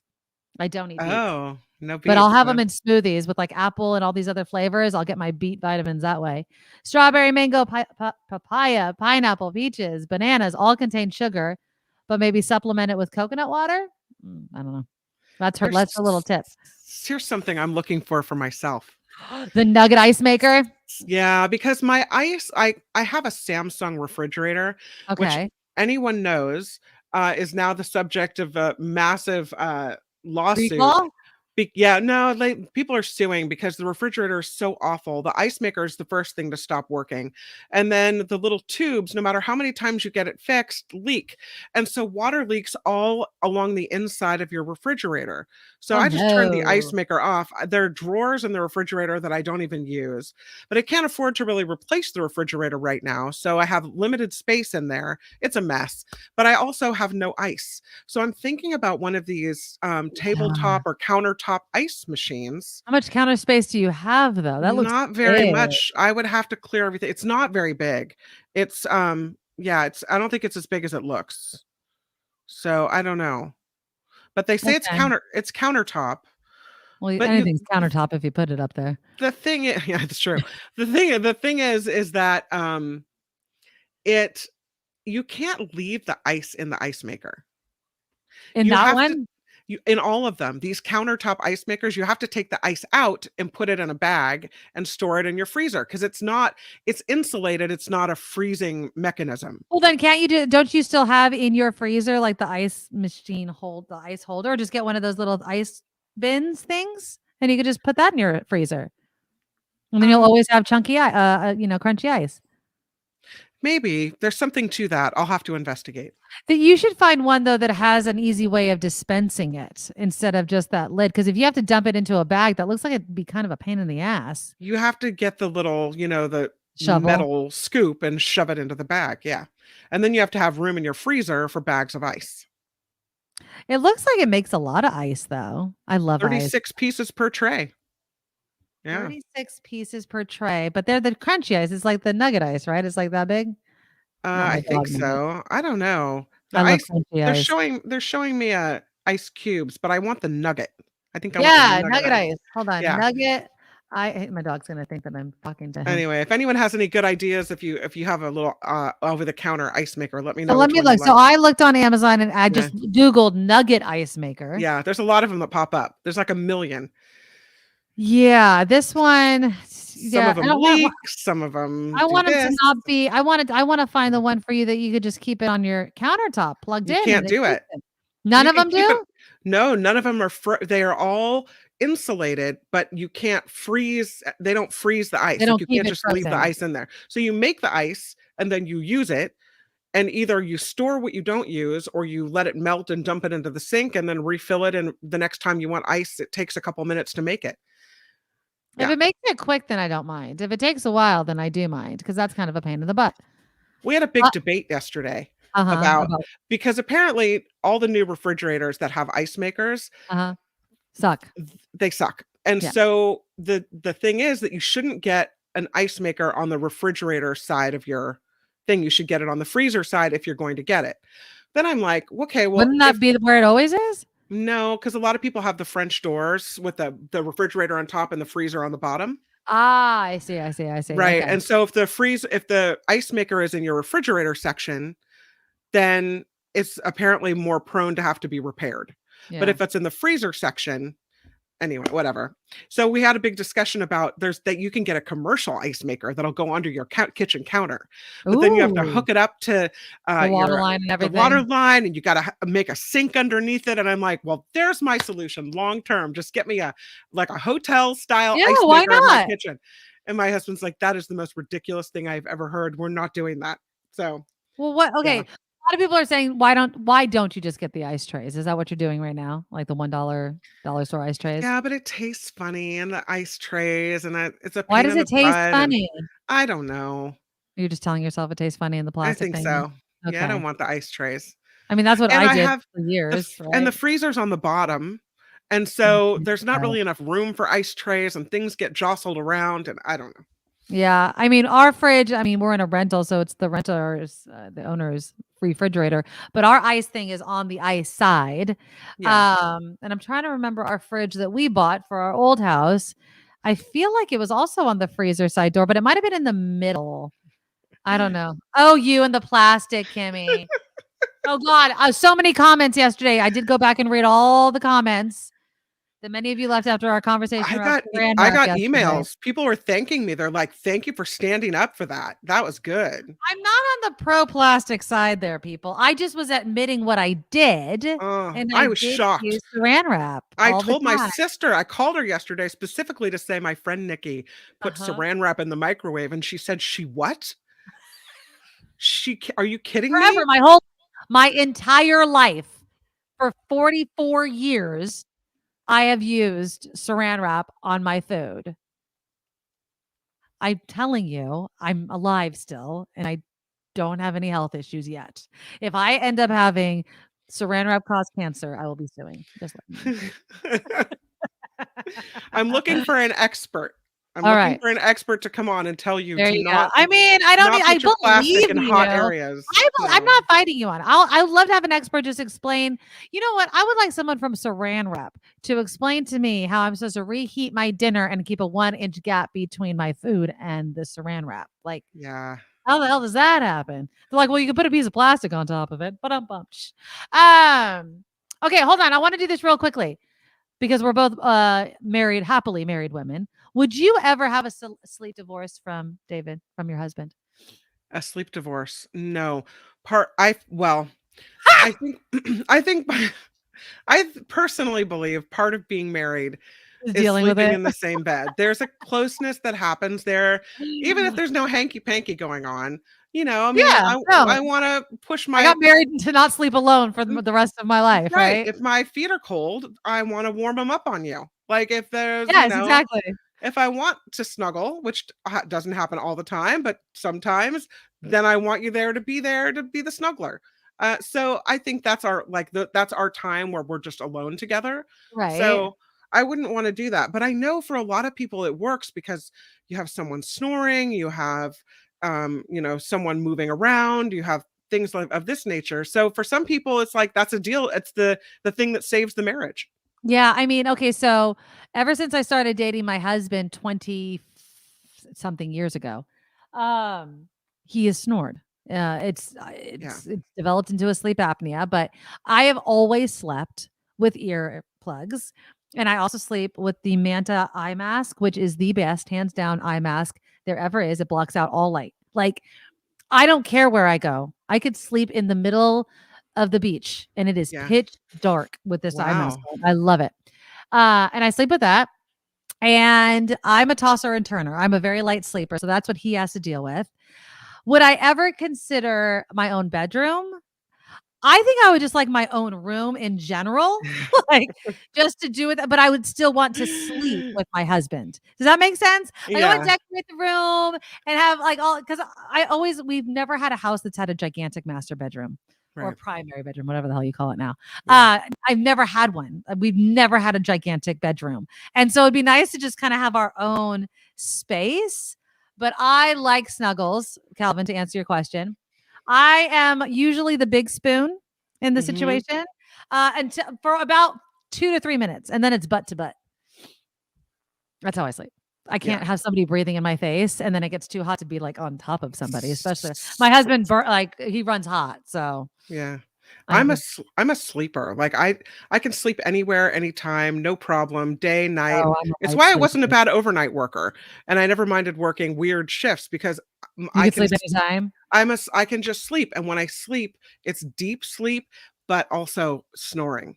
But my husband has gotten to the point where he's like, if you're not in here and I don't hear you at night, like Right. I have a hard time sleeping without that noise. Oh, interesting. Yeah, Yeah. yeah. No. I mean, I could hear everything. So I was telling, who was I telling? Oh, my friend that I saw. She's like, she has a younger son. He's I think 2. And she was talking about how, somebody was snoring and she couldn't get over it because she had a bunch of family over. I'm like, "Well, put earplugs in." And she's like, "Well, I have to be able to hear Henry." And I'm like, "You will." And she's like, "I won't." And I was like, "You will, believe me."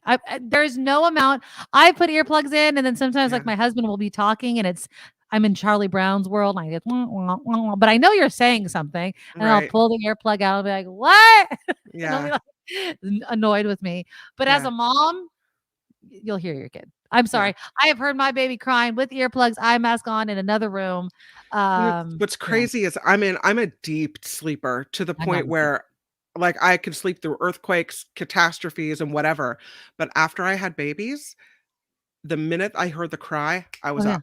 you're up. Like You're I up. heard it. I was worried about that. I thought I'm not going to hear my babies crying. I have to have the baby monitor right by my bed. I have to crank it up. Like I'm going to sleep through when they need me. I Yeah. didn't. Something No. changes. Something happens to you Oh, that absolutely. And it makes you sucks. more in tune to when their little voices. You're like, what? Yeah. It sucks because I remember when especially my daughter, because I was a new mom, and we'd had the baby monitor that you could see the open, you could see their crib.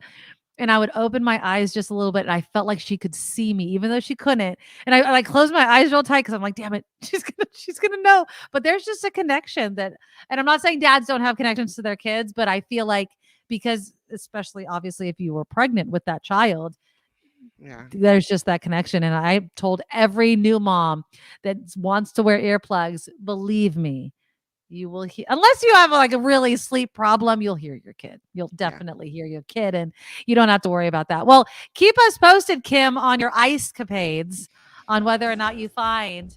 But you should just get bottled water and make ice with that. If you don't like the flavor of the ice that comes out of your wherever else you drink water. But I don't want to do the plastic bottles. So, well, okay. They make, well, it's expensive though. I mean, I can use. Where do you get the water that you drink? The filtered water out of the refrigerator door. So use that, Yeah, fill up yeah, I a will. pitcher, and Yeah. then fill up an ice tray. I mean, that's a lot of Yeah. filling. It's a pain in the I ass. know. It's a lot of work. I am team hotel ice maker under the sink. Right? Put a little bit of work, and you have a permanent dolution. Why He's like, dazzling all different types of things? You Just want get it? That's gonna be solution. like thousands of dollars to put in a sink in on the floor so that the ice maker Yeah. can drain into the sink. He's like, no, we're not gonna spend thousands of dollars on an ice Why? maker. Why? I'm like, It's an I ice just need maker. ice. Everybody needs ice. You need Yeah, ice. I It's need ice. necessary. I think of all the parties. Come on, David. I agree. I'm team ice maker. There you go. All right. Let me give some thank yous. Jim Slayton started us off with a $10 super Oh, sticker. Jim. Thank you so much. Harry throwing me $10 for your Nice. next Medoro Mule. Kim needs to have the Medoro Mule as well. I Wes have a with the Kimikaze. $5. I know, a Kimikaze. What Yeah, is that? Just baby. vodka and lemon? It's got like a lemon drop? lime. Yeah, it lime? it's good stuff. Yeah, there we go. So Wes also gave us a $5 super sticker. Thank you, Anonymous Wes. canceled a random Patreon membership, got some money. for your show. Thank you. Thank you, Anonymous. For pushing that. But if you obviously we want people to not join any random Patreon. We want you to join our Patreon. So just go to thenikkimedoroshow.com. You can sign up for any amount. It's a monthly tip for me and Kim. Any amount you want, the more the better, obviously. And we appreciate each and every dollar that you guys throw us because it's needed. It's how we continue doing the show. All right, we'll be back tomorrow. Thank you all for joining us. Bye-bye. Nikki, you're all so awesome. You're proud, like a beautiful blossom. You're all so the best. I really can't rest. You're all so awesome. Wow. Okay.